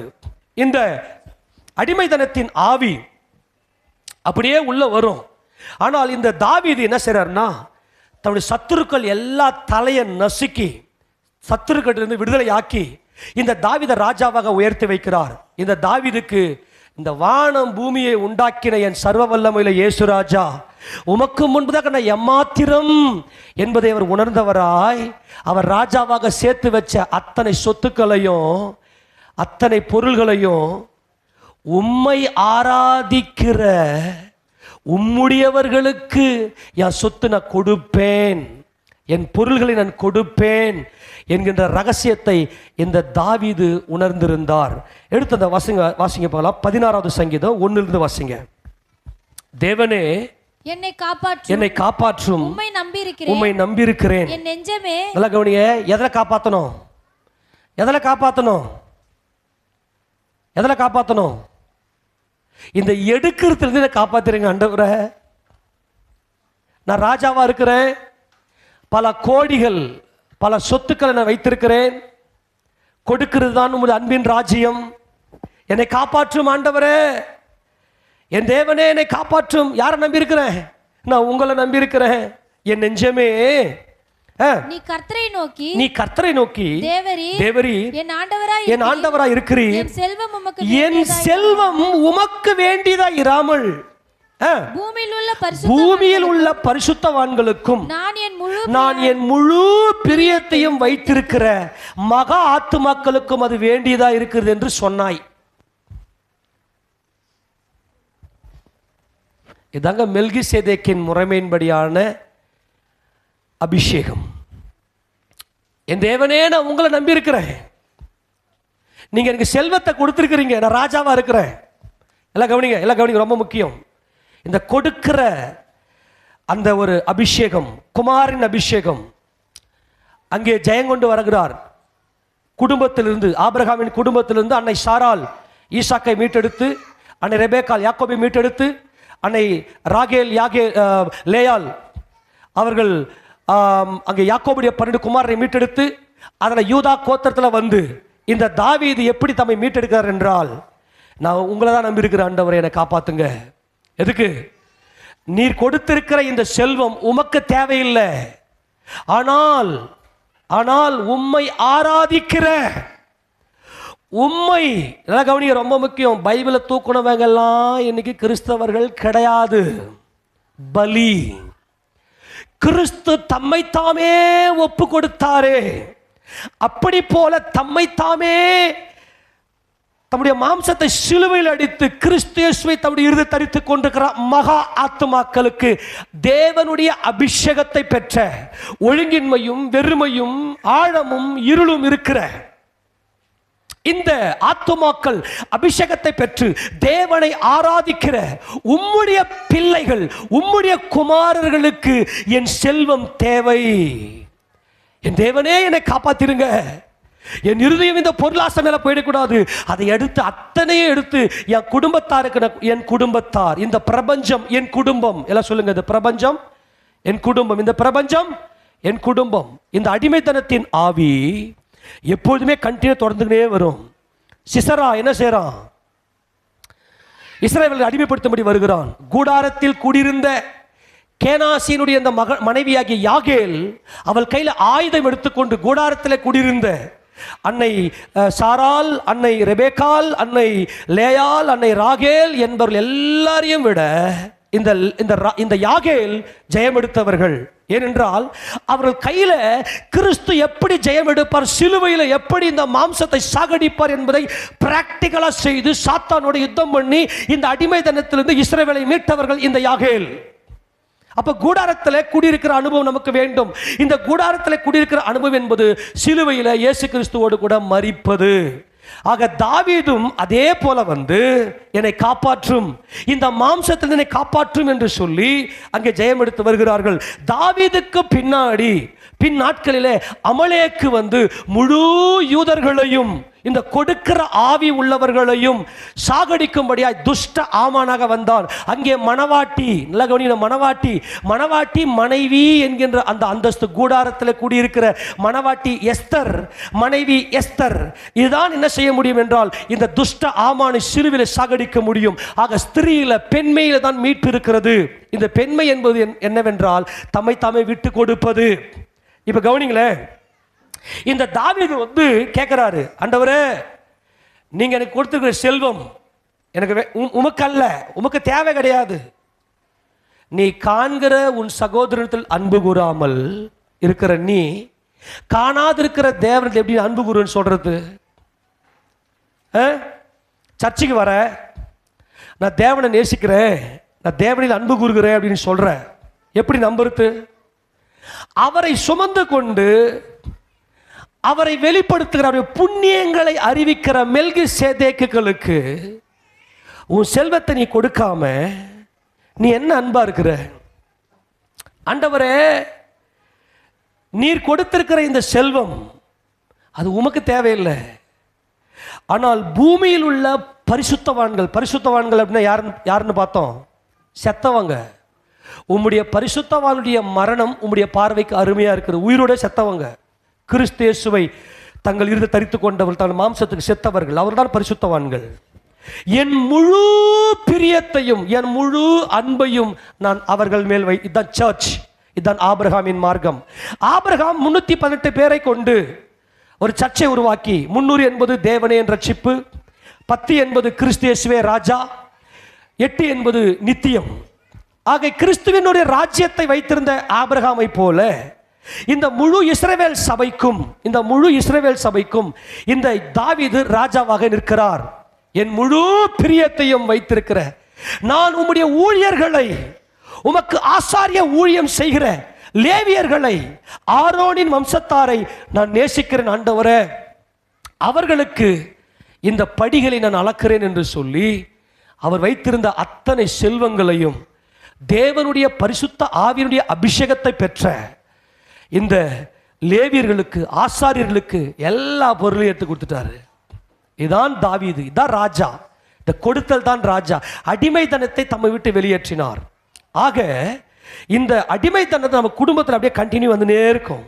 அதை எப்படி ஜெயிக்கணும் அப்படின்னா கிறிஸ்துவினுடைய அன்பில் நல்லா மைண்டில் வச்சுக்கணும். இப்போ நான் எல்லாம் எதை பேசிக்கொண்டு வருகிறேன் என்றால், இந்த எல்லாவற்றையும் தேவனுடைய இந்த சிருஷ்டியை மீட்க வேண்டுமே ஆனால் கிறிஸ்துவானவர் தம்மைத்தாமே கொடுக்க வேண்டும்.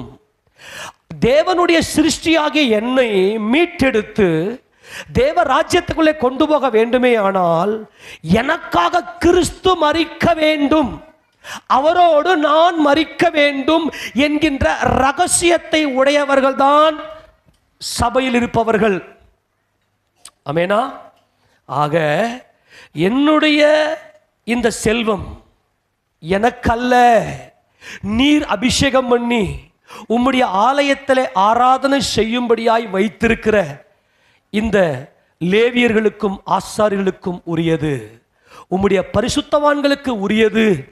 அவர்கள் தான் மகா ஆத்துமா. இவன் தாயா வல்லல், தாவீது தான் வல்லல். சொம்மங்காட்டியும் கடையேழு வல்லல்களாம். தமிழ் என்னது? கடையேழு வல்லல். என்ன வல்லல் பண்ணாங்க? என்னது? பேக, அப்புறம் அதியமான், பாரி, ஓரி, அப்புறம் என்னென்னமோ சொல்லுவாங்க. இவர் என்ன பண்ணிட்டாரு? பேகன் என்ன பண்ணாரு? மயிலுக்கு போர்வை கொடுத்துட்டார். டே, மயில் எங்க இருக்குது, மனுஷன் எங்க இருக்கிறான்? இவெல்லாம் ஒரு வல்லலா? எல்லாம் கட்டுக்கதை. வல்லல்னா யாருயா? நான் மறுபடியும் சொல்றேன், அன்பு உள்ளவர்களை அரவணைக்க வேண்டும். அன்புள்ளவர்கள் என்றால் யார்? என்னை படைத்தவர் என் தேவன். அப்புறம் என்ன பண்ணாரு? அப்போ பாரி என்ன பண்ணாராம்? முல்லைக்கு தேர் கொடுத்தாராம். இந்த முல்லை கொடி அப்படியே படர்ந்து போவதுக்கு இவர் தேரை கொடுத்து அந்த முல்லைக்கு என்ன ஆவியாகுது? அடா பாவிகளா, இதையெல்லாம் இன்னைக்கு வச்சு இயேசுராஜா நாமத்துல கிறிஸ்தவர்களே வள்ளல்கள். ஆமேன் சொல்லுங்க பார்க்கலாம். சபையே வள்ளல். ஆமேன் சொல்லுங்களேன். நெல்லிக்கனியை, அரிய வகை நெல்லிக்கனியை ஔவையாருக்கு கொடுத்து ஒரு வள்ளலாம். உபத்திரவப்படுகிற தேவனுடைய பிள்ளைகளுக்கு, யா செல்வம் உம்மை ஆராதிக்கிற என் தேவனே உம்முடைய வித்து இருக்கிற சபையாருக்கு பயன்பட வேண்டும். சரி, தாவீது எவ்வளவு கொடுத்தா தெரியுமா? தாவீது எவ்வளவு கொடுத்தாரு கணக்கு பண்றீங்களா? சபையில வரக்கூடிய நம்மை, கிறிஸ்து இயேசுவை, அந்த ஜீவனை தரித்துக் கொள்ள வேண்டும். மெல்கிசேதேக்கின் முறைமையின்படியான பிரதான ஆசாரியத்துவத்தை இந்த தாவீது அறிந்திருந்தார். தாவீதை கூப்பிட்டு ராஜாவாக்கி எவ்வளவு செல்வம் கொடுத்தாரு. இந்த செல்வங்கள் அத்தனையும் உமக்கல்ல ஆண்டவரே, உமக்கல்ல ஆண்டவரே, உம்முடைய பரிசுத்தவான்களுக்கு சபை. இந்த கான்செப்ட் ஆபிரகாமிலிருந்து அப்படியே வந்து தாவீதுல விஸ்தாரமாகி அவர் எவ்வளவு கொடுத்தாரு தெரியுமா? எப்பா கொஞ்சம் கணக்கு பண்றீங்களா? அவர் எவ்வளவு கொடுத்தாரு கணக்கு பண்றீங்களா? எடுத்து வாசிங்க பார்க்கலாம். 1 நாளாகமத்தின் புத்தகம் 29வது அதிகாரத்தில், நமக்கு நேரம் இல்லாதபடினாலே 3லிருந்து வாசிங்க. இன்னும் என் தேவனுடைய ஆலயத்தின் மேல் நான் வைத்திருக்கிற வாஞ்சையினால் பரிசுத்த ஆலயத்துக்காக நான் சவதரித்த அனைத்தையும் தவிர எனக்கு சொந்தமான பொன்னையும் வெள்ளியையும் என் தேவனுடைய ஆலயத்துக்கு என்று கொடுக்கிறேன். அறைகளில் சுவர்களை மூடுவதற்காகவும், பொன் வேலைக்கு பொன்னும் வெள்ளி வேலைக்கு வெள்ளியும் உண்டாயிருக்கிறதுக்காகவும், கம்மாளர் செய்யும் வேலை அனைத்திற்காகவும் ஓப்பீரின் தங்கமாகிய 3000 தாலந்து தங்கத்தையும் சுத்த வெள்ளியாகிய 7000 தாலந்து வெள்ளியையும் கொடுக்கிறேன். எப்பா, தாவீது எவ்வளவு கொடுத்தாரு? 3000 தாலந்து தங்கம். அதுவும் என்ன தங்கம்? ஓப்பீரின் தங்கம். ஒரு தாலந்து அப்படின்னா ஏறக்குறைய 34 கிலோ. கவனிங்க, ஒரு தாலந்துன்னு எவ்வளோ? இவர் இந்த தாவீது யார் சொல்லுங்க? ஆடு மேய்த்து கொண்டிருந்தவர். சபைக்கு தேவன் அழைத்து எவ்வளவு கொடுக்க வைக்கிறாரு? 3000 தாலந்து பொண்ணு. ஒரு தாலந்து என்பது 34 கிலோ ஏறக்குறைய. 34 × 3000 கணக்கு பண்ணீங்கன்னா ஏறக்குறைய 1,02,000 கிலோ வரும். 1,02,000 கிலோ சாதாரண 22 கேரட் தங்கம் அல்ல, 24 கேரட்டும் தாண்டி. ஏன்னா ஓப்பீரின் தங்கத்துக்கு ஈடு இணையே கிடையாது, அவ்வளவு பியூர் கோல்டு. இன்னைக்கு ஒரு சவரம் எவ்வளவு போகுதுப்பா? இன்னைக்கு ஒரு சவரம் எவ்வளவு போகுது? எவ்வளோ? ஒரு சவரன் இன்னைக்கு ஏறக்குறைய ஒரு 64,000 போகுது. ஒரு சவரன் என்பது 8 கிராம் இல்லையா? 8 கிராம். ஒரு கிலோவுக்கு எத்தனை கிராம்? 1 கிலோ என்பது 1000 கிராம். 1 கிலோகிராம் 8 கிராம் வந்து ஒரு சவரனே வந்து ஏறக்குறைய ஆபரண தங்கத்தின் விலை இன்னைக்கு 64,000 ரூபாய் போதுன்னு வச்சுங்களேன். அவள் தானே போகுது. இது வந்து ஏறக்குறைய 100 டன் தங்கத்தை எடுத்து கொடுத்துக்கிறாரு. எல்லாம் கவனி, நல்லா கவனி. தாவீதின் குடும்பம் 100 டன் வீட்டில் போய் கணக்கு பண்ணிங்கன்னு இன்னைக்கு இருக்கிற ஓப்பீரின் தங்கம் அப்படின்னா இன்னைக்கு குறைஞ்சது ஒரு 70,000 ரூபாய் போடணும். ஓப்பீரின் தங்கம் 70,000 ரூபாய் இன்ட்டு 100 டன்னை கணக்கு பண்ணி உங்களுக்கு ஹோம் ஒர்க். உங்களுக்கு ஆடு மேய்த்து கொண்டிருந்த இந்த தாவீது, அப்பா இந்த வெள்ளியும் பொன்னும் உமக்கு தேவையில்லை, உம்முடைய ஊழியர்களாகிய நான் அவர்கள் மேல் மகா பிரியமா இருக்கிறேன். அவர்கள் ஒரு ஆலயத்தை கட்டி அவர்களுக்கு வேலை செய்வதற்கு, உம்மை சேவிப்பதற்கு அவர்களை உள்ள விட்டு அவர்கள் மூலமாக நீர் மகிமைப்படும்படியா என் பிரியம் முழுக்க அவர்கள் மேல வைத்திருக்கிறேன். என்னை படைத்தவரே, எங்களை படைத்தவரே, இதான் வள்ளல். சிருஷ்டிகரை அறியாம மயிலுக்கு போர்வையை போத்தாரா, முல்லைக்கு தேரை கொடுத்தாரா, அந்த ஆவி அப்படியே அந்த முல்லை பூ அப்படியே கலிகூற போதா? தமிழ் கலாச்சாரத்தை ஏமாத்தி வச்சு தாவீது ஆபிரகாமின் சந்ததியார். அல்லேலூயா. தங்களுடைய வீட்டுக்குள்ள இருந்த அடிமைகளாக எண்ணாமல் இவர்கள் மனுஷர்கள் என்று சொல்லி 318 பேரை ஒரு சபையாக மாற்றின ஆபிரகாம் எங்கே? ஏறக்குறைய தங்கம் மட்டுமே, அதுவும் ஓப்பீரின் தங்கமே 100 டன் ஓப்பீரின் தங்கத்தை எடுத்து தன் சகோதரர்களுக்கு அள்ளி கொடுத்த இந்த ஆசாரியர்கள் தேவனை ஆராதிக்கிறவர்கள். அவர்களுக்கு ஒரு நிலையான ஆலயம் வேண்டும். அப்பா, என்னுடைய செல்வத்தை எல்லாம் நான் உமக்கு தரல, நான் உம்மை நேசிக்கிறேன். உம்மை நேசிக்கிற நான், உம்மை நேசிக்கிற என் சகோதரர்களாகிய இந்த ஆசாரியர்களுக்கு இந்த பொன்னும் வெள்ளியும் தேவை.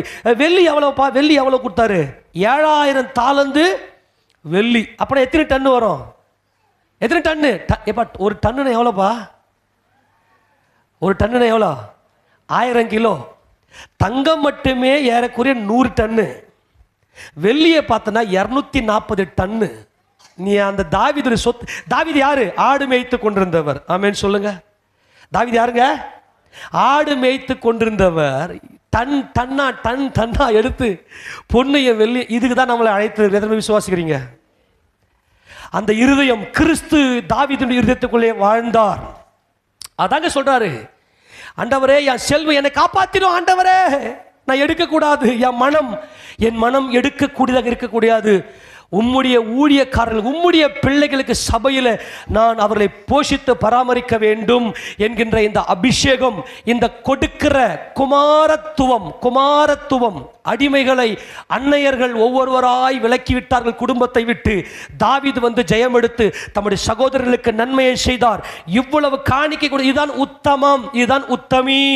தம்மையே கொடுப்பதே உத்தமி. என் உத்தம மணவாளன், என் இயேசு உத்தம மணவாளன் தம்மையே கொடுத்து விட்டார். அது மாத்திரமல்ல, நல்லா கவனிங்க, இந்த உத்தமி யார் என்றால் தம்மையே கொடுப்பவள், தம்மையே தன் மணவாளனுக்காக கொடுப்பவள். கிறிஸ்து இயேசுவோடு சிலுவையில் பலியானவர்கள். எத்தனை பேர் தாவீது ராஜாவை போல இருக்க ஆசைப்படுறீங்க? கையெல்லாம் உயர்த்தாதீங்க. என்ன கையில் இருந்துட்டா கொடுத்துணுமே, தாவீதை போல கொடுங்க, ஆனால் நான் கொடுக்க மாட்டேன், அப்படிதானே? அப்ப நான் கொடுக்கவே மாட்டார். ஆண்டவரே தாவீதை போல எனக்கு முதல்ல மனசை கொடுங்க. கிறிஸ்து இயேசுவை ஆராதிக்கிற அந்த இருதயம், குமாரனை ஆராதிக்கிற அந்த இருதயத்தை எனக்கு தாரும், நாங்கள் உம்மை மகிமைப்படுத்துகிறோம். ஆமென். சரி கவனிங்க, இப்ப சொல்லி முடிக்கிறேன், அவள் தான் முடிஞ்சு போச்சு. பெந்தகோஸ்தே நாளிலே பரிசுத்த ஆவியானவர் புதிய ஏற்பாட்டு சபையில ஊற்றப்பட்டதும் ஒவ்வொரு மேலும் வந்து இந்த மெல்கிசேதேக்கின் முறைமையின்படியான ஆபிரகாமுடைய மார்க்கமாகிய கொடுக்கிற இந்த பிரபஞ்சத்தை காப்பாற்றுகிற, இந்த பிரபஞ்சத்தை காப்பாற்றுகிற நம்மள கடவுள்கள். ஆமேன் சொல்லுங்க. எப்படி கடவுள்கள்? இயேசு கிறிஸ்து நாமத்தில் நாம் காப்பாற்றுகிறோம். ஆமேன் சொல்லுங்களேன். தேவ வசனத்தை பெற்றுக்கொண்டவர்கள் தேவர்கள். தேவனுடைய பிள்ளை ஒருவன் உபத்திரப்படுகிறான். என் வீட்டில் நிறைய நகைகள் இருக்குது, சொத்து இருக்குது, பணம் இருக்குது, நான் வித்து என் சகோதரனை காப்பாற்றுவேன். இதுக்கு தான் நம்மளை அழைத்திருக்கிறார். ஆமென். இந்த மனம் உனக்கு வறுமையானால் கர்த்தர் உன்னை அபிஷேகத்தை நடத்த வல்லவர். காய்வே பிரியமானவனே, உன் ஆத்துமா வாழுகிறது, உன் ஆத்துமா கொடுத்தவரை தரித்து கொண்டிருக்கிறது. அதனால் நீ கொடுக்கிறாய். ஆமென். எடுக்கிறவன் அடிமை, அவனை வீட்டை விட்டு விலக்கு. இந்த அடிமையும் அவள் பிள்ளையும் வீட்டை விட்டு விலக்கும். ஏனென்றால் என் கிறிஸ்து சுதந்திரவாளி. இந்த வேட்டைக்காரன் ஏத்தியனுடைய பெண் பிள்ளைகளை திருமணம் செய்து கொண்டு குடும்பத்தை நாசப்படுத்துறான் இந்த ஏசா. அதனால சத்தியத்தை உணர்ந்து கொண்ட இந்த யாக்கோபு தான் சுதந்திரவாளி, இவன் தான் சேஷ்டபுத்திரன் என்பதை சொல்லி விளக்கப்படுத்தி அதனை விளக்க வேண்டும். அந்த அடிமைத்தனத்தை வீட்டை விட்டு விளக்க வேண்டும். விக்கிரக லாபான் உள்ளே வருகிறான், போய் மாட்டிக்கொண்டான். லாபான் இடத்திலிருந்து இந்த லேயாலும் ராகேலும் அவர்கள் தன்னுடைய வம்சத்தை, தன்னுடைய குடும்பத்தை மீட்டெடுக்கிறார்கள். கூடாரத்திலே கூடியிருக்கிறவர்கள். கூடாரம் என்பது சிலுவை. அவள் தான் முஷ்ட சிலுவை, சிலுவை, சிலுவை. சிலுவையை குறித்த வெளிச்சம் இவர்களுக்கு பரிபூர்ணமாய் இருந்தது. லேயால் அந்த சிசராவின் தலையை உடைத்தால் சிலுவையில் என் இயேசு கிறிஸ்து ஜெயம் எடுக்கிற ஆணினாலே இந்த அடிமையை மீட்கிறவர், இந்த அடிமை தலையை உடைக்கிறவர் என்பதை இந்த யாகேல் மீட்டெடுத்து சிலுவையை குறித்த ரகசியத்தை போட்டு சிசராவின் தலையை உடைத்தால், அதே போல அன்னை எஸ்தர் இந்த துஷ்ட ஆமானை, அவனை சிலுவை மரத்தை தூக்கி சபிக்கப்பட்டவன், மரத்தை தூக்கப்பட்டவன் என்கின்ற ரகசியத்தை புரிந்து கொண்டு மரத்தில் தூக்கி எறிந்து மணவாட்டியாகிய மனைவி ஜெயம் எடுத்து இந்த ரகசியத்தை கொண்டு வந்தார்கள். பெந்தகோஸ்தே நாளிலே இந்த அபிஷேகம் வந்ததும் இந்த எடுக்கிற புத்தி, என்ன புத்தி? எடுக்கிற புத்தியை தூக்கி வெளியே போட்டு கொடுக்கிற அன்பின் இருதயம், கொடுக்கிற அன்பின் இருதயம் உள்ளே வந்தபடினாலே வீடுகளிலே சபை நடந்தது. எங்க நடந்துச்சு? எங்க நடந்துச்சு சபை? வீடுகளிலே சபை நடந்தது. ஏசப்பா நாமத்துக்கு மகிமை உண்டாவதாக. எனக்கு பெரிய சொத்து எல்லாம் கிடையாது. ஆமெனா, இந்த இடமும் என்னுடையது கிடையாது. இது சபையினுடையது, இது ஏசப்பா உடையது. நீங்க யாரு வேணா எப்ப வேணா வரலாம், எப்ப வேணா உள்ள இருக்கலாம். இது ஏசப்பாவினுடையது. நான் உங்களுக்கு அன்பாய் சொல்லுகிறேன், சபை வீடுகள் தோறும் அப்பம் விட்டார்கள். என்ன பண்ணாங்க? சொத்துக்கள்லாம் வித்து எடுத்துன்னு வந்து, எல்லாரும் ஆமென் சொல்லுங்க. நான் முடிக்கிற அவள் தான். சொத்து எல்லாம் வித்து தந்து அப்போஸ்தலருடைய பாதத்திலே வைத்தார்கள். அவனவனுக்கு தேவை பகிர்ந்து கொடுத்தார்கள். இதுதான் புதிய ஏற்பட்ட சபை. இதுதான் ஆபிரகாமின் மார்க்கம், கொடுக்கிற இந்த எண்ணம். ஆமென் சொல்லாமா? நான் ஒரு அன்பான ஒரு ரகசியத்தை சொல்லுகிறேன். இன்னைக்கு உன் கையில ஒண்ணுமில்லாம இருக்கலாம், ஆனா உன்னை அழைத்த உன் இயேசு கிறிஸ்து, அவரை குறித்து நீ அறிய அறிய அறிய நீ அநேக ஜாதிகளுக்கு கடன் கொடுப்பாய், நீ கடன் வாங்காதிருப்பாய். ஆமென் சொல்லாமா? தேவன் நம்மை அழைத்த அழைப்பின் நோக்கமே நீ கொடுத்து பிரபஞ்சத்தை காப்பாற்றணும். ஒரே ஒரு ஆத்மா கூட ஐயோ எனக்கு இல்லையே அப்படின்னு கஷ்டப்படக்கூடாது. ஆக தனக்கு உண்டான எல்லாவற்றையும் இவர்கள் அப்போஸ்தலர் என்ன செய்தார்கள் என்றால் விற்று கொடுத்தார்கள். அந்த வசந்த வாசிக்க பார்க்கலாம், எடுத்து வாசிக்க பார்க்கலாம். அப்போஸ்தலர் நடபடிகளின் புத்தகம் 34 வாசிங்க. நிலங்களையும் வீடுகளையும் உடையவர்கள் அவைகளை விற்று விற்கப்பட்டவரின் கிரயத்தை கொண்டு வந்து அப்போஸ்தலருடைய பாதத்திலே வைத்தார்கள். அவனவனுக்கு தேவையானதுக்கு தக்கதாய் பகிர்ந்து கொடுக்க சொல்லி, பகிர்ந்து எங்க? சபையில. ஆமென். இந்த அபிஷேகம் வர வேண்டும் இன்னைக்கு நம்ம சபையில மட்டுமல்ல, தேவனால் அழைத்து நடத்தப்படுகிற எல்லா சபையிலையும் தங்களுடைய சொத்துக்களை வித்து எடுத்து வந்து சபையில வைத்ததும் யார் யாருக்கு என்ன கஷ்டப்படுறப்பா? உன் மனம் வலிக்க கூடாது. நீ தேவனை உண்மையாய் ஆராதிக்கிறாய், நீ கர்த்தரை ஆராதி என்று சொல்லி அவருடைய தேவைகளை பூர்த்தி செய்து சகோதர சிநேகம் அன்பு பெருகினது. அப்போஸ்தலருடைய பாதத்திலே வைத்தார்கள். அவனவனுக்கு தேவையானதற்காய் பகிர்ந்து கொடுக்கப்பட்டது. அவர்களில் ஒருவனுக்கும் ஒன்றும் குறைவாய் இருந்தது இல்லை. சீப்ரு தீவானும் லேவியனும் அப்போஸ்தலராலே ஆறுதலின் மகன் என்று அர்த்தங்கொள்ளும் பர்னபா என்னும் மறுபேர் பெற்றவனாகிய யோசே என்பவன் தனக்கு உண்டாயிருந்த நிலத்தை விற்று அதன் கிரயத்தை கொண்டு வந்து அப்போஸ்தலருடைய பாதத்திலே வைத்தான். ஆமென். ஏனென்றால் அப்போஸ்தலர்கள் மகா ஆத்துமாக்கள். இந்த ரகசியம் புரியணும். தேவனுடைய புண்ணியங்களை அறிவிக்கிறவர்கள், தேவனுடைய வெளிச்சத்தை பெற்று இன்னைக்கு ஊழியக்காரனவே மதிக்கிறது கிடையாது இல்லையா? நான் உங்களுக்கு தப்பா சொல்லலை, பாவம் உங்களுக்கு வெளிச்சம் இல்லை. இந்த வெளிச்சம் இருந்தால் தான் ஊழியக்காரனுடைய நான் அடிக்கடி சொல்லுவேன். இந்த பரிசுத்த ஆவியுடைய அபிஷேகத்தை அப்போஸ்தலர், அதாவது மெல்கிசேதேக்கினுடைய முறைமையின்படியான குமாரின் அபிஷேகத்தை பெற்றவர்கள், இந்த ஜீவவாசல் ஜப வீட்டுடைய உபதேசம் தேன் மாதிரி இருக்கும். நீங்க இங்கேயே என் பாதத்திலே விழுந்து கிடப்பீங்கன்னு அடிக்கடி சொல்லுவேன். பாதத்தில் விழுந்து கிடத்தினா ஏதோ என் காலில் போய் அப்படியே இல்லை, இந்த உபதேசத்தினுடைய பாதத்தில் வந்து விழுந்து கிடப்பீங்க. ஏன்னா தேவனுடைய வெளிச்சம் உங்களுக்குள்ள வந்துடும். நல்லா கவனிங்க. மனம் இப்ப இவங்ககிட்ட காசு இல்லை, நிலம் இருக்குது, ஆனா மனம் இருக்கிறது. பரிசுத்த ஆவியானவர் அசைவாடுகிறார். பரிசுத்த ஆவியானவர் அன்பின் இருதயத்தை கொடுத்து விட்டார். என் சகோதரர்கள் துக்கப்படும் போது எனக்கு எதுக்கே அந்த சொத்து? எல்லா வீடுகளிலும் அப்படி அன்பு பெருகிறது. இந்த அன்பு தாங்க கிறிஸ்தவம். Please be understand what is Christianity. இதை நல்லா புரிஞ்சுக்குங்க. கிறிஸ்தவனா என்ன? வெள்ளை துணி போட்டுக்கின்னு நகை நெட்டெல்லாம் கட்டிட்டு அப்படியே அல்லி பாட்டு பாடிக்கின்னு வாயில வண்டி ஓட்டுறதில்ல. ஆமென். வாயிலையே என்ன பண்ணுறது? நான் மட்டும் என்கிட்ட மட்டும் இருந்துச்சுன்னா நான் எவ்வளோ தெரியுமா கொடுப்பேன்? சத்தியமணி கொடுக்கவே மாட்டேன். அதை தயவுசெய்து வாயை திறக்காதீங்க. ஏசப்பா, உண்மையை ஆராதிக்கிற அந்த மனதை எனக்கு தாங்கப்பா. உண்மையை ஆராதிக்கிற மனம் எனக்கு வேணும் ஆண்டவரே. நீரே சகலத்தையும் மீட்கும்படி கொடுத்தவர் என்கின்ற அபிஷேகம் உள்ள இருந்துச்சுன்னா அது எனக்கு, நான் எல்லாத்துக்கும் கொடுப்பேன். அதுதான் காயுவே, நீ தேவனை முகமுகமாய் தரிசிக்கிறவன், அதனால் நீ கொடுக்கிறாய். ஆக எல்லாருமே அப்போஸ்தலருடைய காலத்தில் ஒருத்தர் கூட என்னுடையது அந்த என்னுடையது அடிமை. ஆமெனா? என்னுடையது என்னது? அடிமை. என்னுடையதுன்னு யாருக்காவது இருக்குமே ஆனால் அது அடிமை. எல்லாருக்கும் கொடுங்க, உங்க வீட்டில் கொடுங்க. கொடுத்து பழகுங்க. என்னுடையது என்பது அடிமைதனம். ஒருத்தனுக்கும் என்னுடையது என்று இல்லை. அதான் ஆபிரகாமின் மார்க்கம், அதான் ஆபிரகாமுடைய சபையார். இது தேவனுடைய சபை. 32 விசுவாசிகளாகிய திரளான கூட்டத்தார் ஒரே இருதயமும் ஒரே மனமுள்ளவராக இருந்தார்கள். ஒருவனாகிலும் தனக்கு உள்ளவர்களில் ஒன்றையும் தன்னுடையது என்று சொல்லுங்கப்பா. என்னுடையது இல்லை, எல்லாம் என் தேவனுடையது. ஆமென். இந்த என்னுடையது என்பது அடிமைதனம். அதுதான் இஸ்மவேல், அதுதான் யாசா. ஆமெனா. இதுதான் இந்த பொல்லாத ஆவிகள், இதுதான் இந்த சிசரா, இதுதான் இந்த அமலேக்கு.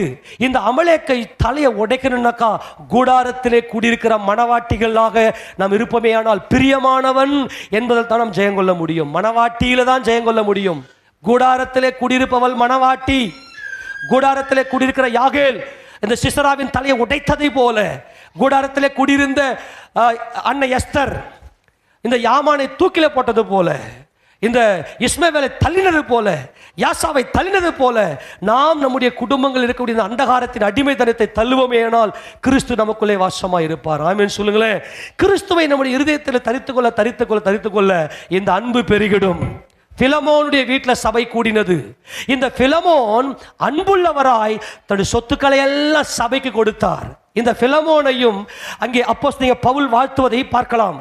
அதையும் பார்த்து முடிக்கலாம். என்ன, நம்ம ஏற்கனவே துர்காலை பார்த்தோம், தபித்தாள் என்கிற துர்கா இல்லையா, பார்த்தோம் இல்லையா?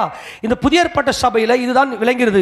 பிலமோனுடைய நிருபத்துல 1 வாசிங்களே பார்க்கலாம் வேகமா. கிறிஸ்து இயேசுவின் நிமித்தம் கட்டப்பட்டவனாய் இருக்கிற பவுலும் சகோதரனாகிய தீமோத்தேயும் எங்களுக்கு பிரியமுள்ளவனும் உடன் வேலையாளுமாய் இருக்கிற பிலமோனுக்கும்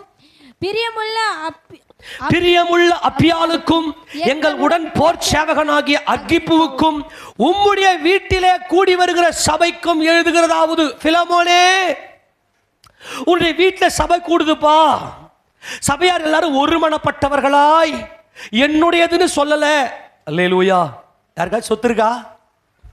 ஐயோ பிடிக்கிறாங்களே, எப்பா ஓட்டுக்கிட்டு பாருங்க. அன்பாய் சொல்லுகிறேன், புரிந்து கொள்ளுங்க. நான் மறுபடியும் சொல்லுகிறேன், இது பணத்தை மையமாக வைத்த உபதேசம் அல்ல. மனம், நம்முடைய மனதில் கிறிஸ்து தரித்துக் கொள்ள வேண்டும். உன்னுடைய வீட்டில் கூற சபைக்காக நான் ஸ்தோத்திரிக்கிறேன். நம்முடைய பிதாவாக தேவனாலும் கர்த்தராகிய இயேசு கிறிஸ்துவினாலும் உங்களுக்கு கிருபையும் சமாதானம் உண்டாவதாக. கர்த்தராகிய இயேசுவினிடத்திலும் எல்லா பரிசுத்தவான்களிடத்திலும் உள்ள உம்முடைய அன்பையும் உம்முடைய விசுவாசத்தை நான் கேள்விப்பட்டு, இந்த அன்பின் மார்க்கம் தான் தாவீதின் மார்க்கம். ஆமென். ராஜா, ஆமென். தாவீது ராஜா சொன்னார் இல்லையா, ஆண்டவரே, என்னுடைய செல்வம் உங்க பரிசுத்தவான்களுக்கு தேவைப்பா, அது உமக்கு வேண்டியது இல்லப்பா. உம்முடைய பரிசுத்தவான் என்னுடைய மகா பிரியத்தை, என்னுடைய முழு பிரியத்தை வைத்திருக்கிற மகாத்மா. யார் மகாத்மா? அப்போ கூட ஜீவன் ஜோசம் சொல்ல மாட்டீங்களே. வசனத்தின்படி என்னது? என் முழு பிரியத்தையும் இந்த மகாத்மா, என வெளிச்சத்தை, அந்த புண்ணியத்தை கொடுக்கிற மகாத்மா மேல வைத்திருக்கிறேன். மகாத்மா காந்தி, காந்தியடிகள். அதான் ஏமா இதை சொல்றேன். முழு எல்லாத்தையும் ஏமாத்தி வச்சுக்கிறாங்க. உலகத்தில் இருந்தீங்கன்னா வள்ளல்கள் கடைய, தாவீது தயா வல்லல், ஆபிரகாம் தயா வல்லல், கிறிஸ்தவ தயா வல்லல், பிலமோன் தான் வல்லல், காயு தான் வல்லல், நீ தான் வல்லல், நான் தான் வல்லல். ஆமேனா, ஆமேனா. இதுக்கு தான் நம்மளை அழைத்தாரு. இப்போ நீங்கள் வீட்டில் போய் கணக்கு போட்டுக்கின்னு தாவீது எத்தனை கோடியை கொடுத்தாருன்னு ஷார்ப்பா நான் மறுபடியும் சொல்கிறேன். ஒரு சவரன் 70,000, ஓகேவா? ஒரு சவரன் என்பது 8 கிராம். 100 டன்னு பொன் எவ்வளோன்னு கணக்கு பண்ணுங்க. அதே போல் இன்னைக்கு வெள்ளி எவ்வளோ போகுதுன்னு கணக்கு பண்ணிக்கோங்க. 240 டன்னு. இதை நீங்கள் வீட்டில் போய் உட்காந்து நீ கால்குலேட்டரில் போடுவியோ கம்ப்யூட்டரில் போடுவியோ எனக்கு தெரியாது. தாவீது அவ்வளோ கொடுத்தாரே. ஆடு மேய்த்து கொண்ட தாவீதை அழைத்து அந்த கொடுக்கிற இருதயத்தை கொடுத்து நித்தியத்தில் சுதந்திரிக்கும்படியா தேவன் நம்மை அழைத்திருக்கிறார். இந்த பிலமோனையும் அப்படித்தான் தேவன் அழைத்திருக்கிறார். இந்த பிலமோனுக்குள்ள அன்பு இருக்கிறது. உன் அன்பு பிலமோனே, உன் வீட்டில் சபை கூடுகிறது. உனக்குள்ள அன்பின் பரிபூர்ணத்தை நான் பார்க்கிறேன். நீ சபையிலே அன்பாய் இருக்கிறாய். எப்படி? என் ஜபங்களில் உம்மை நினைத்து எப்பொழுதும் என் தேவனுக்கு ஸ்தோத்திரம் செய்து உங்களில் உள்ள சகல நன்மைகளும் தெரியப்படுகிறதினாலே. எப்பா, நான் மறுபடியும் சொல்றேன், தேவனுக்கு பயப்படுற பயம் இருக்கணும். அவன் தான் தேவனுடைய பிள்ளை. உன் நன்மை எல்லாருக்கும் தெரியுதுப்பா பிலமோனே, உன் நன்மை எல்லாருக்கும் தெரியுது. உங்களில் உள்ள சகல நன்மைகளும் தெரியப்படுகிறதுனாலே உம்முடைய விசுவாசத்தின் அந்யோன்யம் கிறிஸ்துவுக்காக பயன்பட வேண்டும் என்று. யாருக்காக பயன்படணும்? யாருக்கு பயன்படணும் சொல்லுங்க? யாருக்கு பயன்படணும்? உனக்குள்ள அன்பு இருக்கு, அது கிறிஸ்துவுக்காக பயன்பட வேண்டும் என்று. சகோதரனே, அவர் வேண்டுதல் செய்கிறாரு, சகோதரனே பரிசுத்தவான்களுடைய உள்ளங்கள் உம்மாலே இளைப்பார்னபடியினால். யாரால? இப்போ சொல்லுங்க, யாரால? நான் சொல்லி முடிச்சுட்டு அவள்தான். யார் பரிசுத்தவான்கள்? யார் பரிசுத்தவான்கள்? சபையில் பரிசுத்த ஆவியினுடைய அபிஷேகத்தை பெற்று சபையில் ஆராதனை செய்து கொண்டிருக்கிற தேவனுடைய ஊழியர்கள், தேவனுக்கென்று வேலை செய்கிற தேவ பிள்ளைகளுடைய அந்த இருதயம் உன்னால இளைப்பாறுதல் வந்துச்சுப்பா. அந்த கொடுக்கிற அந்த இருதயம் இளைப்பாறு. உங்கள் வீட்டில் இளைப்பாறுதல் கொடுங்க, சபையில் இளைப்பாறுதலை கொடுங்க.